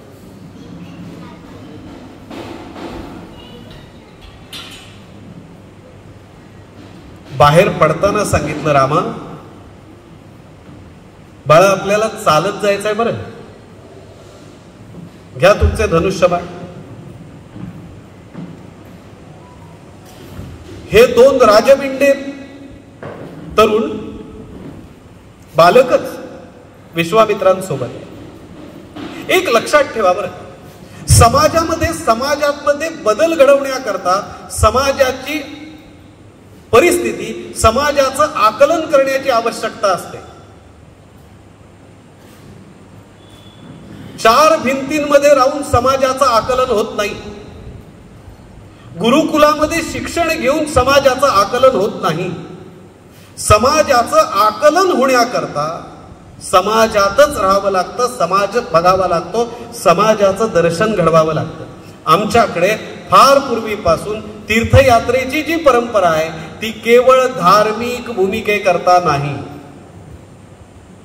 या तीर्थयात्रेच्या निमित्तानं तुमचा प्रवास समाजात व्हावा, तुम्हाला समाजाची स्थिती कळावी, आकलन व्हावं, आणि मग या समाजाप्रती आपलं असलेलं दायित्व याचं एक चिंतन डोक्यामध्ये येऊन आपलं पुढचं आयुष्य या कार्याकरता सिद्ध करावं. ते कार्य नियोजन करण्याकरता तीर्थयात्रा आहे. केवळ जपाची माळ घेणं, केवळ मंदिरांमध्ये जाणं, दर्शन घेणं, अनुष्ठान करणं एवढं आमच्याकडे नाहीये. राष्ट्रनिहित धर्मनिहित कर्म आम्हाला करावं लागतं. याकरता मग ते नामदेवांनाही चुकलं नाही, ते रामदासांनाही चुकलं नाही, ते शंकराचार्यांनाही चुकलं नाही. सगळ्यांनी परिक्रमा केली. बरं, त्यांनी दर्शनही घेतली ना. जिथे गेले तिथे आरत्या लिहिल्या, जिथे गेले तिथे स्तोत्र लिहिली, जिथे गेले त्यांनी अभंग रचना केली. म्हणजे त्यांनी त्यांचं काम केलं. पण ते करत असताना समाजाची पूर्ण आकलन करून समाजाला बदलण्याकरता काय केलं पाहिजे याचं चिंतन केलं आणि त्या चिंतनातून आपल्या संप्रदायाची उभारणी केली. आता तू समाज बघ. आणि ही तयारी होती. नियती आपल्यावर जेव्हा वेळ आणते ना तेव्हा नियतीला आम्ही दोष देऊन मोकळे होतो. पण मित्रांनो, एक गोष्ट लक्षात ठेवा, नियती जेव्हा सुरुवातीच्या कालखंडामध्ये तुमच्यावर ही वेळ आणत असते तेव्हा भविष्यकालीन येणाऱ्या संकटांची सामोरं जाण्याची तयारी या प्रसंगातून ती करून घेत असते. पुढचा 14 वर्षांचा वनवास, तेव्हा वनवासाला सुरुवात करताना रथातून पाठवलं होतं. पण त्यानंतर चालणंच नशिबात आलं, त्यानंतर पर्णकुटीच नशिबात आली, त्यानंतर अरण्यवासच नशिबात आला. त्याचं कुठेतरी बीजारोपण या विश्वामित्रांच्या प्रवासामध्ये. आणि मग पहिल्याच रात्री जिथे मुक्काम केलाय तिथे रामाला, कारण आता तू माझ्या बरोबर चल, आश्रमात जाऊ, जरा दमला असलास तर विश्रांती घे, आणि त्यानंतर मग तुला काय शस्त्रविद्या वगैरे आहेत त्या काय आहे तुला ते बघतो, जे नाही ते देतो. असं इतका वेळ नव्हता, प्रवासातच शिकवायचं. आणि म्हणून पहिल्या प्रवासातच पहिली विद्या दिली आहे ती शस्त्रविद्या. तिला बला अतिबला विद्या असं म्हणतात.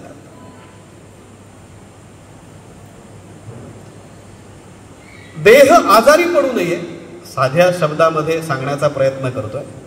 देह आजारी पडू नये, देहाचे दोष नाहीसे व्हावेत याकरता या साधनेचा फायदा होतो आणि भविष्य काळामध्ये ती विद्या उपयोगाची ठरते. आता मी ती ज्या वेळेला वापरली तेव्हा त्याचं महत्व सांगेन. आणि म्हणून पहिली बला अतिबला विद्या दिली. आणि मग पुढच्या आपल्या आश्रमामध्ये जाईपर्यंतच्या प्रत्येक टप्प्यावर राम आणि लक्ष्मणाला, पण लक्षात ठेवा बरं का, बरोबर कोण कोण घेतले? राम आणि लक्ष्मण.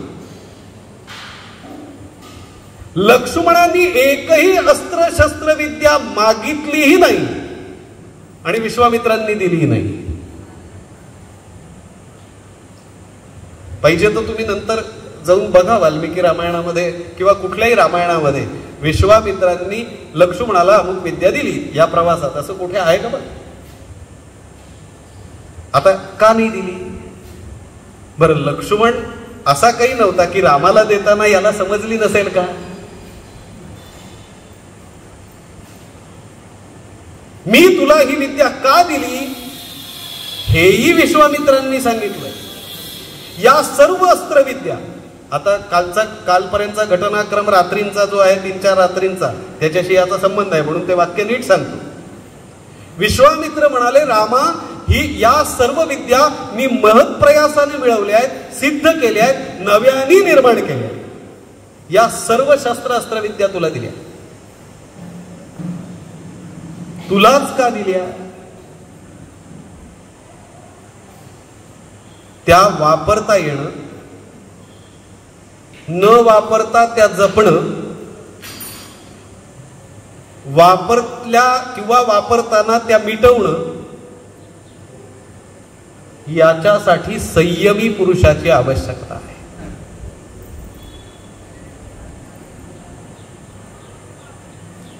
कालच्या एका प्रवासामध्ये मी ऐकत होतो शेजाऱ्याचं वाक्य, कशाला काय त्या चर्चा वगैरे करतात, ते कडूबॉम्ब टाकायचं आणि मोकळं व्हायचं, झोपाळ्यावर बसून खूप बरोबर असतं सगळं.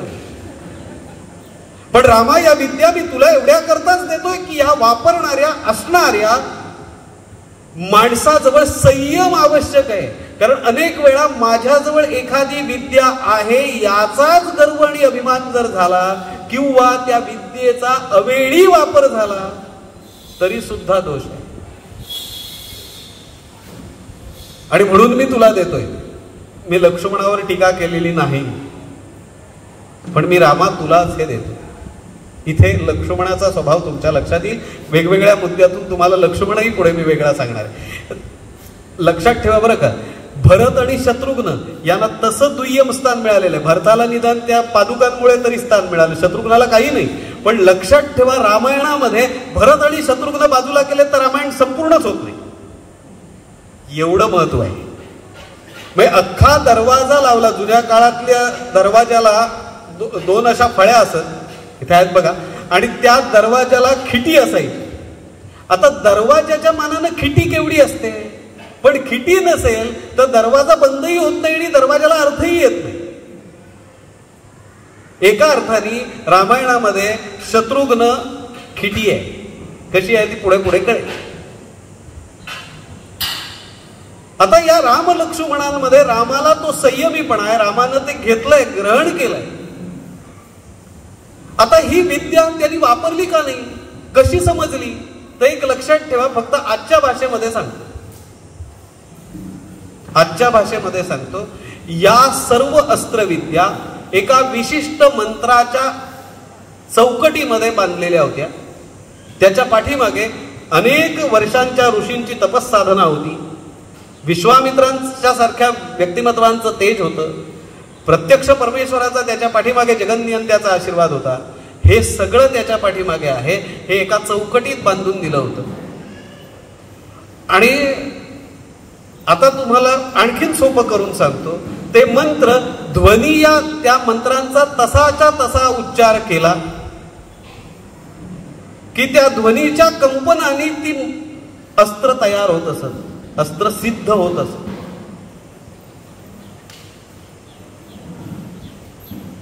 तो मंत्र आजच्या भाषेत सांगायचं झालं तर त्या अस्त्रांचं डिकोडिंग करत असे.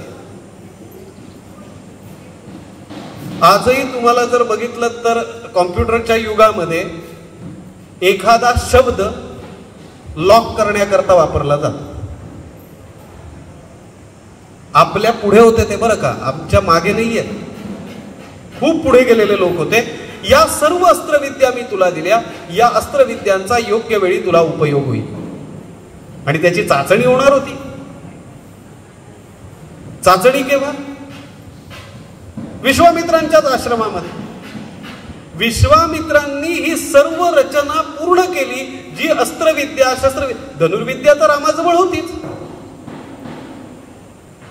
बाकीचं सगळं शिक्षण वशिष्ठांच्या आश्रमामध्ये पूर्ण झालंय. पण अस्त्र आणि शस्त्र वशिष्ठांनी नाही दिली, ती विश्वामित्रांनी दिली. विश्वामित्रांनी हे सगळं ज्ञान दिल्यानंतर तो प्रवास संपला. एवढाच प्रवास होता, त्या प्रवासामधलं हे नियोजन होतं. ते विश्वामित्रांच्या आश्रमामध्ये येऊन दाखल झाले. आणि मग विश्वामित्रांचे असंख्य ऋषिकुमार जे होते, असंख्य शिष्य वर्ग जो होता, अनेक ऋषी होते. एक एक आश्रम म्हणजे एक एक विद्यापीठ असायचं बरं का. आश्रम म्हणजे 10 बाय 10चा इमला नाही. प्रत्येक आश्रमाचा एक रामायणामध्ये तुम्ही प्रत्येक आश्रम ज्याचा ज्याचा उल्लेख आहे त्या प्रत्येक आश्रमाचं संपूर्ण वेगळं वर्णन आहे आणि त्या प्रत्येक वर्णनामध्ये त्याचं वैशिष्ट्य. नाही तर मग वशिष्ठांचा आश्रम असला तर विश्वामित्रांना कशाला काढायचा होता? विश्वामित्रांचं एक वैशिष्ट्य होतं, वशिष्ठांचं एक वैशिष्ट्य होतं, प्रत्येक विद्यापीठ होतं. हे सगळे विद्यापीठातले शिष्य आणि शिक्षक विश्वामित्र कुणाला घेऊन आले यज्ञाच्या संरक्षणाकरता? म्हणून जेव्हा बघायला लागले तेव्हा त्यांच्या लक्षात आलं हे 2 बालक घेऊन आले.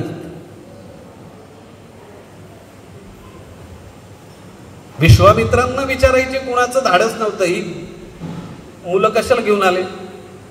हे काय यज्ञाचं रक्षण करणार? मोठे मोठे क्षत्रिय जिथे पळून गेले तिथे ही 2 मुलं धनुष्यबाण हातात घेऊन काय करणार? एक लक्षात ठेवा, धनुष्यबाण असला म्हणजे चालत नाही, तो टिकवावाही लागतो, नाही तर कुणाकडेही जातो. धनुष्यबाण हातात आहे म्हणजे वापरता येईल किंवा नेम धरता येईल असं नाही. 2 पोरं येऊन काय करणार? रात्री सगळ्यांचा परिचय करून दिलाय, रामांची वेगळी व्यवस्था केली आणि आतापर्यंत शिष्य म्हणून ज्ञान दिलंय. विश्वामित्र किती मोठे होते हे इथे कळते. आतापर्यंत शिष्य म्हणून, बालक म्हणून अयोध्येतल्या 2 राजकुमारांवर कदाचित समष्टीने टाकलेली जबाबदारी म्हणून जे काही होतं ते त्यांना दिलं. तोवर ते गुरु होते आणि ते 2 जण शिष्य होते. त्यातला एक नुसताच साक्षीदार होता, लक्ष्मण. पण लक्षात ठेवा बरं का, रामांनी विश्वामित्रांशी फार संवाद केलेला नाही. त्यांनी सांगावं तेवढं ऐकावं, त्यांचं काय अजून काय असेल तर शंका विचारावी एवढंच. संवाद मात्र लक्ष्मणाचा आणि विश्वामित्रांचा. काय वैशिष्ट्य आहे पण रामाला दिल्याबद्दल त्यानं कुठेही असा रामाला दिलं नाही, मला काही दिलं नाही असा कधीही प्रश्न लक्ष्मणाने विचारलेला नाही. लक्ष्मणाने त्यांना ही विद्या का आवश्यक आहे, ही आता का दिली, याची चर्चा, याची मंत्रणा विश्वामित्रांशी केली आणि विश्वामित्रांनी त्याचं समाधानही केलं. आता विश्वामित्रांनी आपल्या सगळ्या गुरुजींना, म्हणजे तिथे शिकवणारे शिक्षक वर्ग होते त्या सगळ्या ऋषींना आणि आपल्या विद्यार्थ्यांना म्हणजे शिष्यांना सांगितलं, बाबांनो आता एक काम करा, हे जे 2 राजकुमार मी घेऊन आलोय ना यांच्या पाद्यपूजेची तयारी करा. कशी भूमिका बदलली लक्षात आलं? जे अपूर्णत्व त्यांच्यातलं आहे ते अपूर्णत्व पूर्णत्वाच्या दिशेनं नेलं आणि ते पूर्णत्व देत असतानाचं नातं विश्वामित्र आणि रामलक्ष्मणांचं हे गुरु शिष्याचं आहे. तोपर्यंत प्रवासामध्ये विश्वामित्रांच्या पायाला तेल लावणं, तूप लावणं, त्यांची शुश्रूषा करणं रामाने आणि लक्ष्मणाने केलंय. आणि लक्ष्मणाला डबल ड्युटी होती, विश्वामित्रांचंही पादसंवाहन करायचं आणि त्याच्यानंतर रामाने सांगितलं नाही बरं का, पण रामाची सेवा केल्याशिवाय लक्ष्मण कधीही निद्रिस्त झाला नाही आणि राम झोपलेला असताना लक्ष्मण कधीही झोपला नाही. राम होणं सोपं आहे बरं का. मी अनेक वेळा म्हणतो, संपूर्ण रामायणात राम व्हावंसं वाटणं हे भयंकर आहे, म्हणजे त्याच्याकरता फार पुण्याही असावी लागते, तेव्हा असा विचार डोक्यात येतो. पण खरं सांगू का, लक्ष्मण होणं फार कठीण आहे.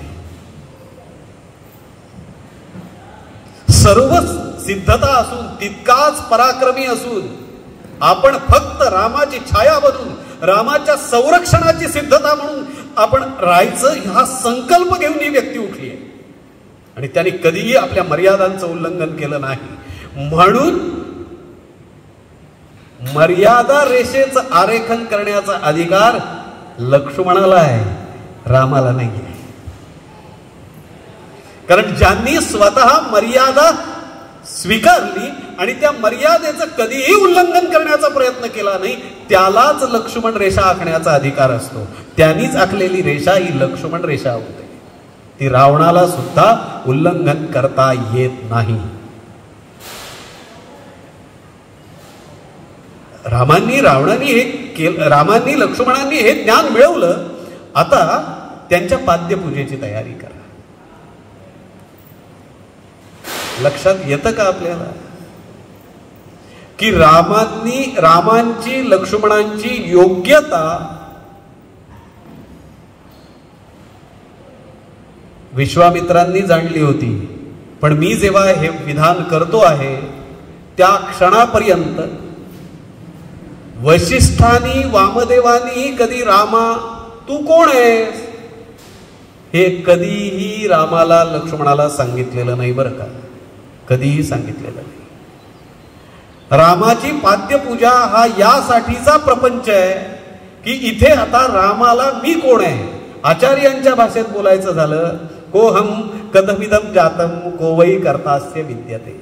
रामा केवळ दशरथाच्या घराण्यामध्ये तुझा जन्म, राजपुत्र म्हणून भविष्यातला राजा म्हणून तुझा जन्म असा त्याचा अर्थ नाहीये. राजाच्या घरी जन्माला आलेला राजकुमार पुढचा राजा होतो हा सृष्टीचा नियम आहे. पण म्हणून तुला तेवढाच राजा होऊन भागणार नाहीये. तुला जे मला म्हणून ती ज्ञानेश्वरांची ओवी फार सुंदर आवडते. हे विहित कर्म पांडवा, ज्यासाठी तुला कर्म नेमून दिलेलं आहे ते नेमून दिलेलं जे कर्म आहे ना हे विहित कर्म तुला सांगितलं पाहिजे. त्याच्याकरता कर्म मी काय करायचं म्हणजे आमच्याकडे तो कर्म हा शब्द फार वाईट अर्थाने कर्म या अर्थाने वापरतात. मी कर्म का करायचं, केव्हा करायचं, कधी करायचं, कसं करायचंय मला केव्हा कळणार आहे. मुळात माझी ओळख मला होईल तेव्हा. अजूनही रामाला स्वतःची ओळख नाही. तो दशरथ नंदन आहे. विलक्षण आश्चर्य वाटलं. आई बापांना आपला मुलगा देव वाटतो ह्याच्यात काही विशेष नाही हो. पण विश्वामित्रांसारखा ऋषी जेव्हा म्हणतो की ही दोन बालक आहेत यांच्यासाठी उच्चासन सिद्ध करा, त्या उच्चासनावर त्यांना बसवा आणि त्यांची पाद्यपूजा करा. कुणी गायत्री मंत्राचा द्रष्टा असलेल्या विश्वामित्रांनी आणि त्यांच्या आश्रमामध्ये त्यांचे सहाध्यायी म्हणून आणि त्यांच्या विद्यार्थ्यांना शिकवणारे शिक्षक म्हणून असलेले सर्व ऋषी विश्वामित्रांच्याच योग्यतेचे असलेले होते. त्यांनी पाद्यपूजा करायची. कुणाची? या दोन बालकांची. आत्तापर्यंत विश्वामित्र थट्टेचा विषय झालेले आहेत. कारण यज्ञाच्या रक्षणार्थ दोन बालक आणले आणि ही बालक थट्टेचा विषय झालेत. ही त्या मारीच आणि सुबाहूची युद्धामध्ये सामना करण्यासाठी उभी राहणारी बालक आहेत. आता मात्र काहीतरी वेगळं आहे लक्षात आलं आणि मग विद्यार्थ्यांनी शिष्यवर्गाने गुरुजींनी सांगितलं, आचार्यांनी सांगितलं त्याप्रमाणे सिद्धता केली आणि विश्वामित्रांच्या आश्रमामध्ये अयोध्येच्या राजप्रासादातून बाहेर पडल्यावर पहिल्यांदा राजप्रासादातून बाहेर पडले, पायी प्रवास केलाय, आश्रम पाहिले. विश्वामित्रांनी आपल्या आश्रमामध्ये रामांसाठी उत्तम प्रकारचं भोजन आणलंय. स्वतः मात्र कंदमुळच खाल्ली आहे. रामानाही ती कंद दाखवले. प्रत्येक कंदाचं वैशिष्ट्य सांगितलंय. एक कंद खाल्ला की जेवलं कितीही दिवस भूक लागत नाही तो हा कंद आहे. वेगवेगळे वनामधनं फिरायचं हे रानटी लोकांचं लक्षण नाही बरं का.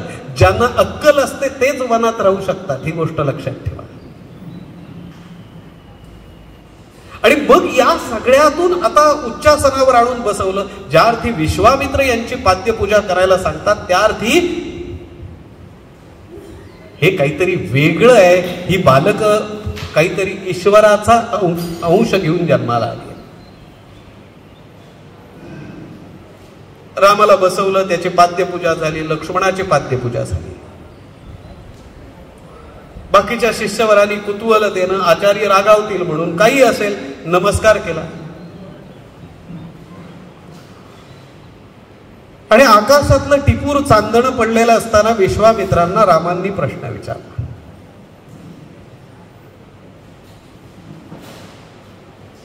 आचार्य ऋषीवर एक शंका मनामध्ये थैमान घालते आहे. आमच्यासारख्या राजव्यवस्थेमध्ये राहणाऱ्या लोकांनी आश्रम व्यवस्थेमध्ये राहणाऱ्या लोकांचं पूजन करायचं. पाद्यपूजेचा अधिकार ऋषी मुनींचा. असं असताना दशरथाचे मुलगे म्हणून आहोतच, पण इतकं लहान, काही स्वतःचा पराक्रम नाही, काही नाही. तुम्ही आम्हाला आणलं, तुमचा आमच्यावर विश्वास आहे म्हणून आम्ही तुमच्या बरोबर आलो, त्यामुळे आम्हाला ज्ञान मिळालं, त्यामुळे अस्त्र शस्त्रांनी आम्ही संपन्न झालो. हे सगळं खरं असलं तरी आमची पाद्यपूजा कशा करता?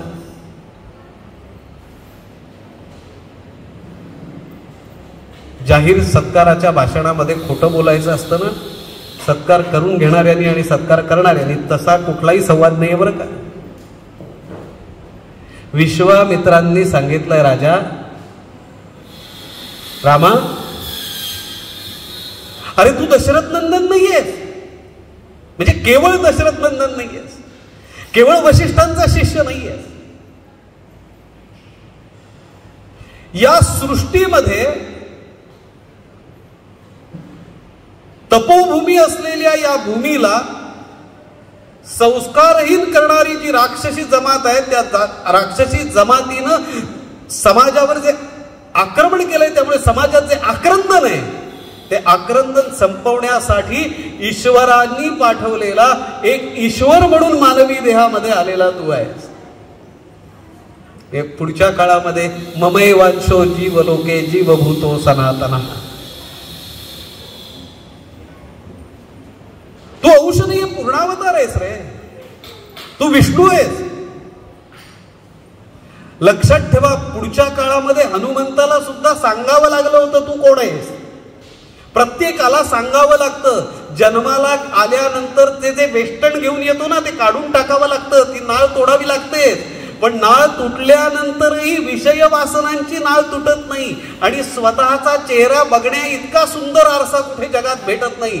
म्हणून तो आरसा विश्वामित्रांच्या रूपाने होता. रामा तू कोण आहेस हे सांगण्याची, रामाला स्वतःची ओळख करून देण्याचा हा प्रपंच. केवळ शस्त्र नाही, ती तर द्यायचीच होती. केवळ अस्त्र नाही, केवळ मंत्र दीक्षा नाही, आता त्याच्याबरोबर स्वतःची ओळख. आणि स्वतःची ओळख कशा करता? स्वतःची ओळख कशा करता? एकदा तुला स्वतःची ओळख झाली की तुझं कार्य काय हे सांगण्याची आवश्यकता तुला राहणार नाही. त्याच्याकरता कोचिंग क्लासची गरज नाही. स्वरूपानुसंधानी शब्द आहे.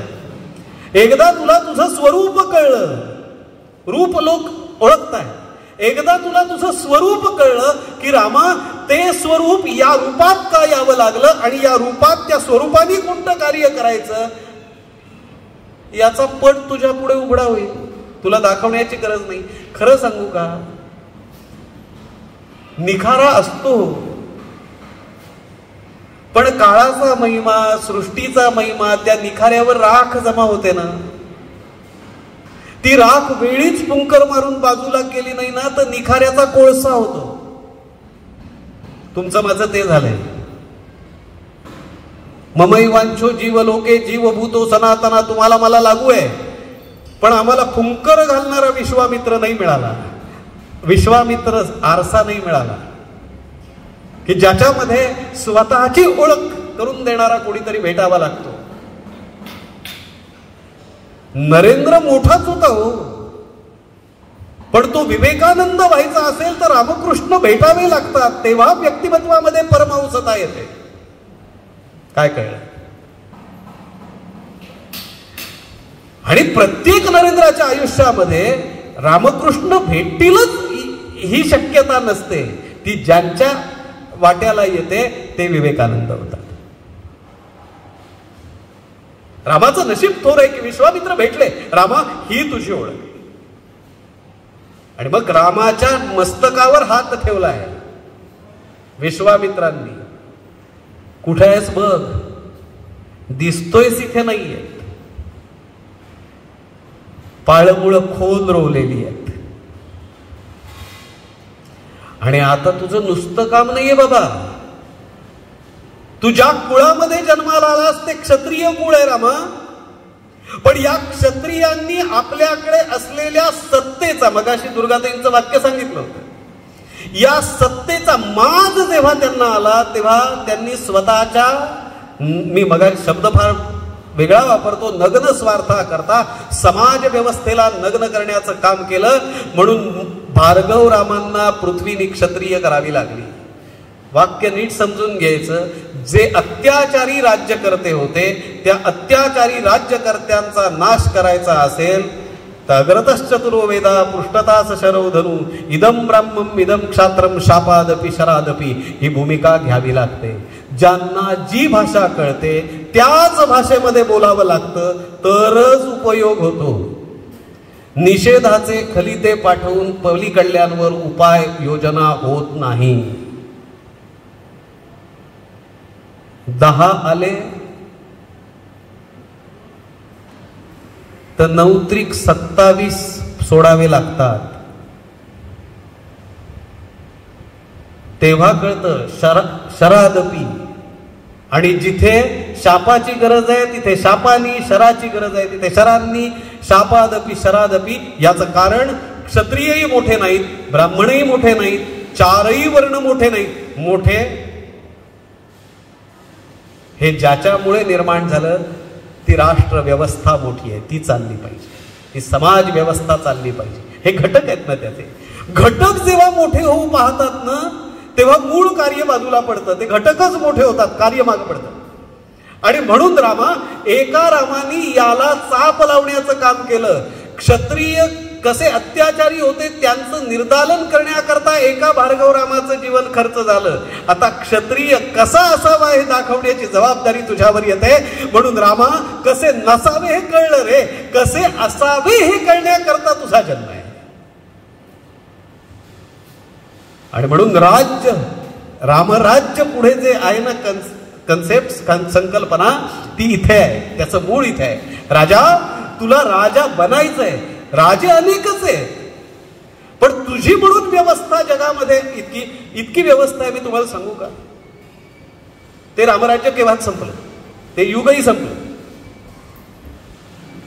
पण आमच्या दरवर्षी आम्हाला त्या रामराज्याचा विचार करावा लागतो. आमचा गावातला प्रत्येक उत्सवाची सांगता ललिताच्या कीर्तनाने होते. तिथे रामाला राज्याभिषेक करून रामराज्याचा प्रसाद घेतल्याशिवाय आमची दरवर्षीची व्यवस्था संपत नाही. इतकं आमचा त्याचा ऋणानुबंध आहे त्या राज्याचा. राजा, तुला मी पहिल्यात म्हणून परत एकदा 3 रामांचं कार्य मी शेवटपर्यंत सांगत राहणार आहे की एकानी राज्य व्यवस्था अन्यायकारी असेल तर त्या अन्यायकारी राज्य व्यवस्थेचं दमन करण्याकरता एका भार्गवरामाने कार्य केलं. दाशरथी रामा, तुला कार्य करायचंय की तो क्षत्रिय कसा असला पाहिजे, तो लोककल्याणकारी कसा असू शकतो याचं नितांत सुंदर उदाहरण म्हणून तुझं जीवनचरित्र असलं पाहिजे. विश्वामित्रांचे हे शब्द कधीही फुकट गेले नाहीत, खोटे ठरले नाहीत, कमीपणाचे ठरले नाही. आणि जेव्हा ध्यानावस्था लागली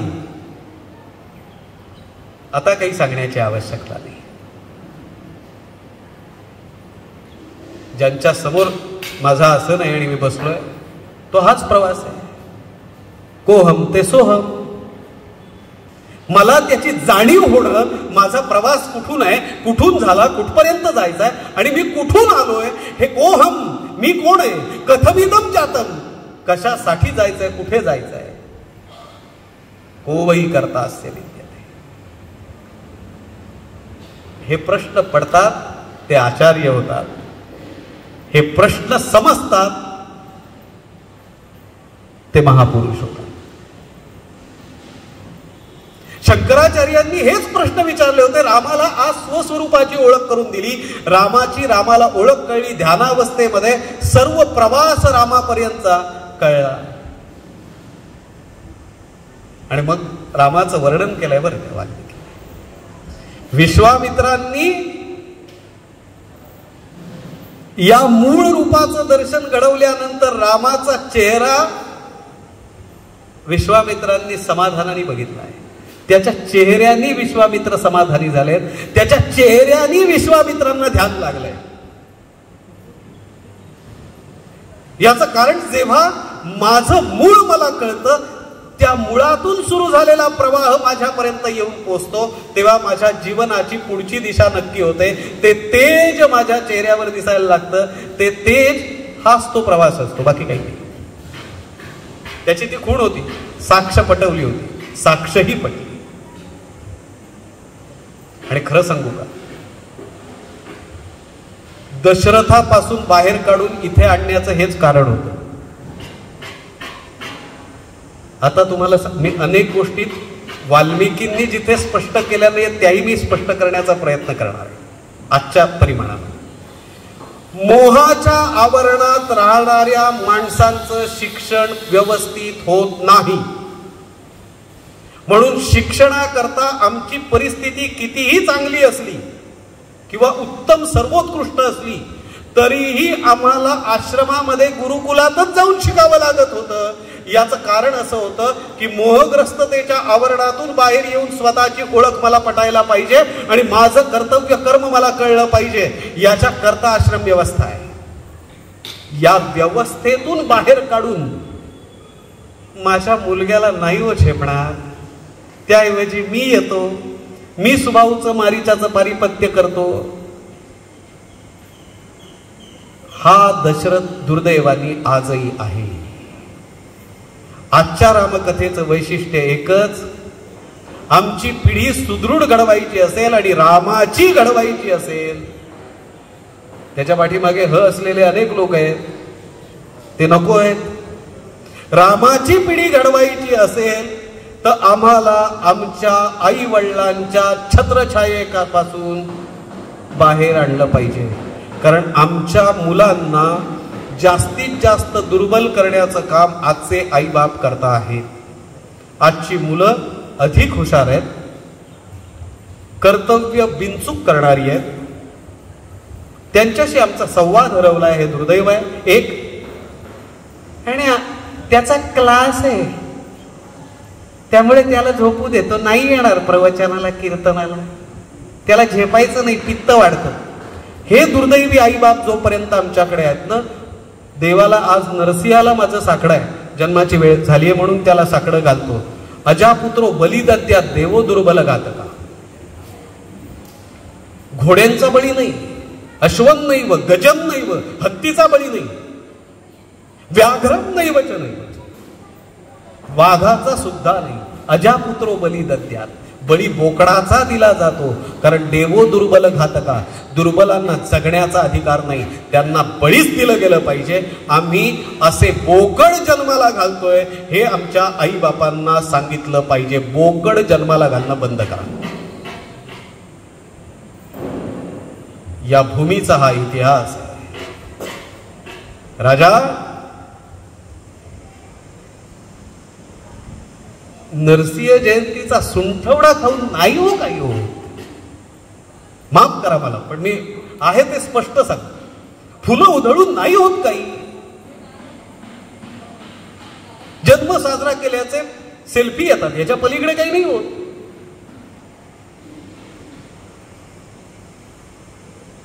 जोपर्यंत महाराष्ट्राचं मंगल होत नाही तोपर्यंत आई जगदंबेचे चरण मी सोडणार नाही.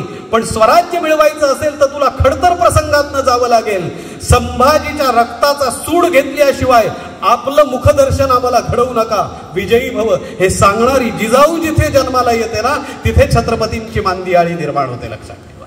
देवो दुर्बल घातकहा, तिथे दुर्बलांचा विचार नाही. याचं कारण आपल्या मुलाला तुला झेपायचं नाही असं त्या बोलल्या नाहीत. बरं, त्यांना अफजल खान काय होता हे माहीत होतं, कारण अफजल खानांनी आधीच्या संभाजीला मारलेलं संपूर्ण वृत्तांत त्या माऊलीच्या कानावर होता. तरीही तिनं सांगितलं. ही मोहग्रस्तता सोडवली पाहिजे. आपल्या मुलांना पराक्रमाचीच पूजा करायला शिकवलं पाहिजे. माझा राम केवळ पद्मासनात बसलेला नाही, तो कोदंडधारी आहे, कधी विसरता कामा नये. पौरुषत्व जागृत केलं विश्वामित्रांनी, हे आवश्यक होतं. त्या मोहग्रस्ततेतून बाहेर काढलं, विश्वाचा परिचय करून दिला, विश्वामध्ये आल्यानंतरचं कार्य काय करायचंय तो पदपद सांगितला. आणि मित्रांनो लक्षात ठेवा बरं का, रामू शेवटपर्यंत त्याच पदपथावर चालला. रामांनी अतिशय सुंदरपणे हे सगळं कार्य पुढे चालू ठेवलं. मला आपल्याला एवढंच सांगायचंय की पाद्यपूजेनी रामाचा अधिकार लोकांना सांगण्याचं काम आता झालं, ते अधिष्ठान कळलं. आणि नंतर हात जोडून विश्वामित्र म्हणाले, आता चर्चा खूप झाली बरं का, पहाटे लवकर उठायचंय. पहाटेच उठत असत, पण अधिक लवकर उठायचंय, कारण उद्या यज्ञाची सिद्धता आम्ही करणार आहोत. यज्ञाची तयारी झाली, यज्ञाचं साहित्य आहे, गुरुजी आहे, आचार्य आहे, होता आहे, ब्रह्मा आहे, सगळे आलेले आहेत, काही प्रश्न नाही, यज्ञ होणार. यज्ञ धूम जेव्हा निघेल, म्हणजे यज्ञातनं निघालेला धूम, यज्ञ धूम जेव्हा निघेल तेव्हा त्या मारीच आणि सुभाऊला कळेल की इथे यज्ञ सुरू झाला. आणि मग तो या यज्ञामध्ये काय करतो,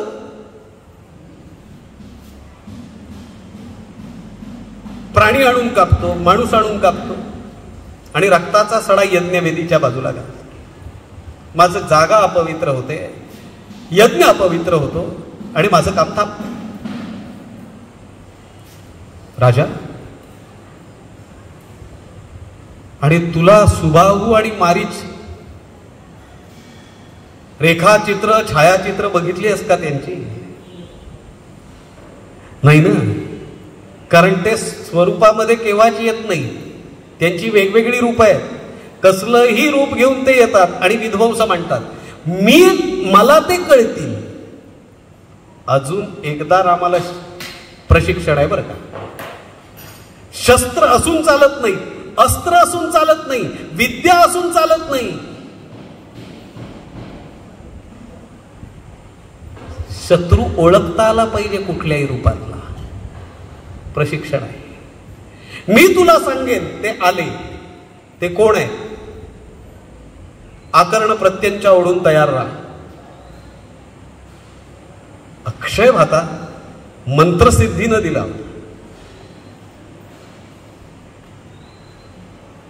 यज्ञाची ही वेदी आहे, या भागामध्ये यज्ञ चालेल. सगळी जागा दाखवली. तुम्ही सकाळी तुमचं अन्निक आटपून शस्त्र सज्ज होऊन आकर्ण प्रत्यंच्या ओढून तणत्कारासाठी सिद्ध राहायचं. ज्या क्षणी ते येतील त्या क्षणी सिद्ध होऊ वेळ मिळणार नाही. आणि ते मारीच आणि सुबाहू तुम्हाला दिसले, मला दिसले की मी तुम्हाला सांगेन, तू त्यांचा वेध घ्यायचा. कारण हे केवळ विश्वामित्राचं. अरे विश्वामित्राची ताकद आहे ना, तो दशरथाकडे जाऊन मुलगा दे म्हणून मागू शकतो. पण असे समाजामध्ये असे असंख्य आश्रम आहेत, असे असंख्य ऋषी आहेत की ज्यांचं हे विहित कर्म चाललेलं असतं, त्यांचं विहित कर्म कोण चालवणार?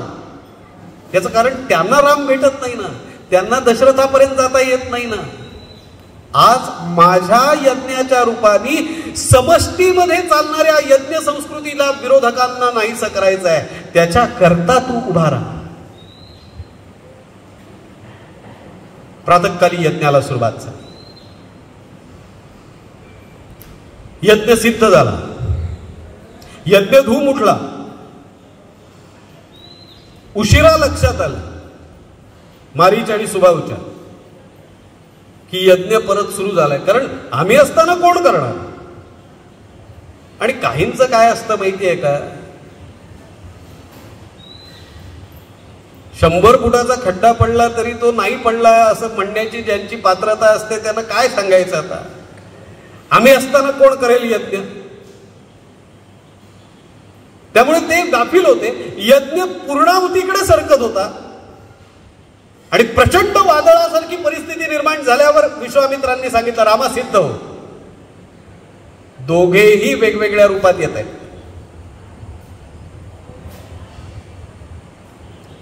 वेगवेगळ्या रामायणात वेगवेगळ्या अस्त्रांची नावं आहेत यांच्यावर चालवलेल्या. प्रामुख्यानं ज्याच्यावर एकमत आहे ते असं आहे की मारीच आल्यानंतर मानवास्त्र सोडलंय रामाने. हे विश्वामित्रांनी दिलेलं आहे. ध्वनी सिद्ध करून मंत्र ध्वनी सिद्ध झाल्यानंतर त्याच्या कंपनाने ते अस्त्र आकार घेत आकर्ण प्रत्यंच्या ओढलेली आहे त्याला अशा जोरामध्ये टिपला की तो कैक योजन कित्येक योजन लांब असलेल्या समुद्रामध्ये जाऊन पडला. पाठून सुभाऊ आला, त्याचंही पारिपत्य केलं. याच्या करता एक अध्याय खर्ची घातलाय बरं का वाल्मिकांनी. पण वाल्मिकांपेक्षा मला सिद्धी प्राप्त आहे, त्यामुळे मी 2 वाक्यात मारीच आणि सुभाऊंना धाडून टाकलं. एक लक्षात घेतलं पाहिजे, त्या क्षणी विश्वामित्रांच्या डोळ्यातून अश्रू आहेत. ज्या प्रकल्प सिद्धी करता उभा होतो ना, ज्याच्या करता हे सर्व मांडलं होतं ना, आज इतक्या वेळा प्रयत्न केले, एकदा जर मी हे प्रयत्न केले असते आणि शापवाणी उच्चारली असती किंवा माझं कर्तव्य म्हणून मी त्यांना नाहीसे केले असते, तर ज्याच्या करता हे सगळं मांडलंय ते नाश पावलं असतं. आणि ज्याच्या करता हे नाश पावायला नको अशी स्थिती होती, त्या काळात माझ्याजवळ लढायला कोण नव्हता. आज माझ्याजवळ सर्वशक्तिमान परमेश्वर रामाच्या रूपाने लढायला उभा आहे. आणि मित्रांनो, एक गोष्ट लक्षात ठेवा, जेव्हा तुम्ही समाजाच्या विकासाकरता, समाजाच्या धारणे करता, समाजाच्या फायद्याकरता कोणतीही गोष्ट करण्याचा प्रयत्न करता, तेव्हा कितीही मारीच आणि सुभाऊ आले तरी सृष्टीतले विश्वामित्र रामाला घेऊन उभे राहतात आणि त्या घटनांचं पारिपत्य करतात. कारण स्वतः आमचा धर्म असं सांगतो की तुला स्वतः पुरतं जगण्याचा अधिकार नाही. राक्षसाचा खरा अर्थ स्वतः पुरतं जगणारा असा आहे. त्यामुळे रावणालाच दोष देण्याचा अधिकार नाही.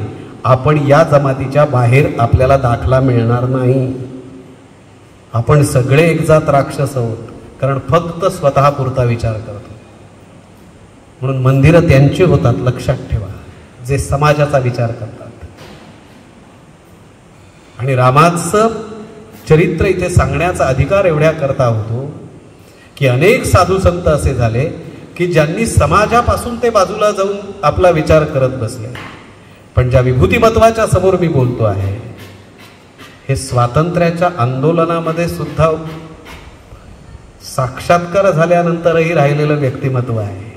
त्यामुळे समाजाला धारण करण्याची शक्ती असलेल्या ठिकाणी हेच तर रामाचं कार्य आहे, दुसरं काहीच नाही. मिठी मारली हो या बालकांना विश्वामित्रांनी. यज्ञ संतुष्ट झाला, यज्ञ संपूर्ण झाला.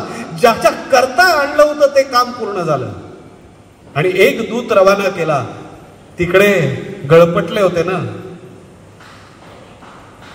काय झालं असेल, तो मारीच, सुभाऊ, रावणाचे लोक. आमच्याकडे कार्य करणारे घाबरत नाहीत बरं का. हे कार्य करू पाहणाऱ्यांना घाबरवणारे बरेच दशरथ आपल्याकडे आहेत. म्हणून राम तयार होत नाहीत आणि विश्वामित्र त्यांना नेत नाही. तिकडे दूत रवाना झाला. मारीच आणि सुबाहू संपला, रामानी संपवला, लक्ष्मणांनी संपवला. लक्ष्मणही त्यांच्या जोडीला होता. दोघांनी शस्त्र सज्ज करून युद्ध केलं. आयुष्यातलं पितृछायेखाली न केलेलं समरांगण, जिथे युद्धभूमी आहे ते समरांगण, त्या समरांगणातलं पहिलं युद्ध, मारीच सुभाऊ सारखे राक्षस संपवणारं पहिलं कृत्य रामांनी पार पाडलं. पहिलं युद्ध ते जिंकले. आशीर्वाद विश्वामित्रांचे होते. आता रामांना वाटलं उत्तरार्धाकडे चाललं.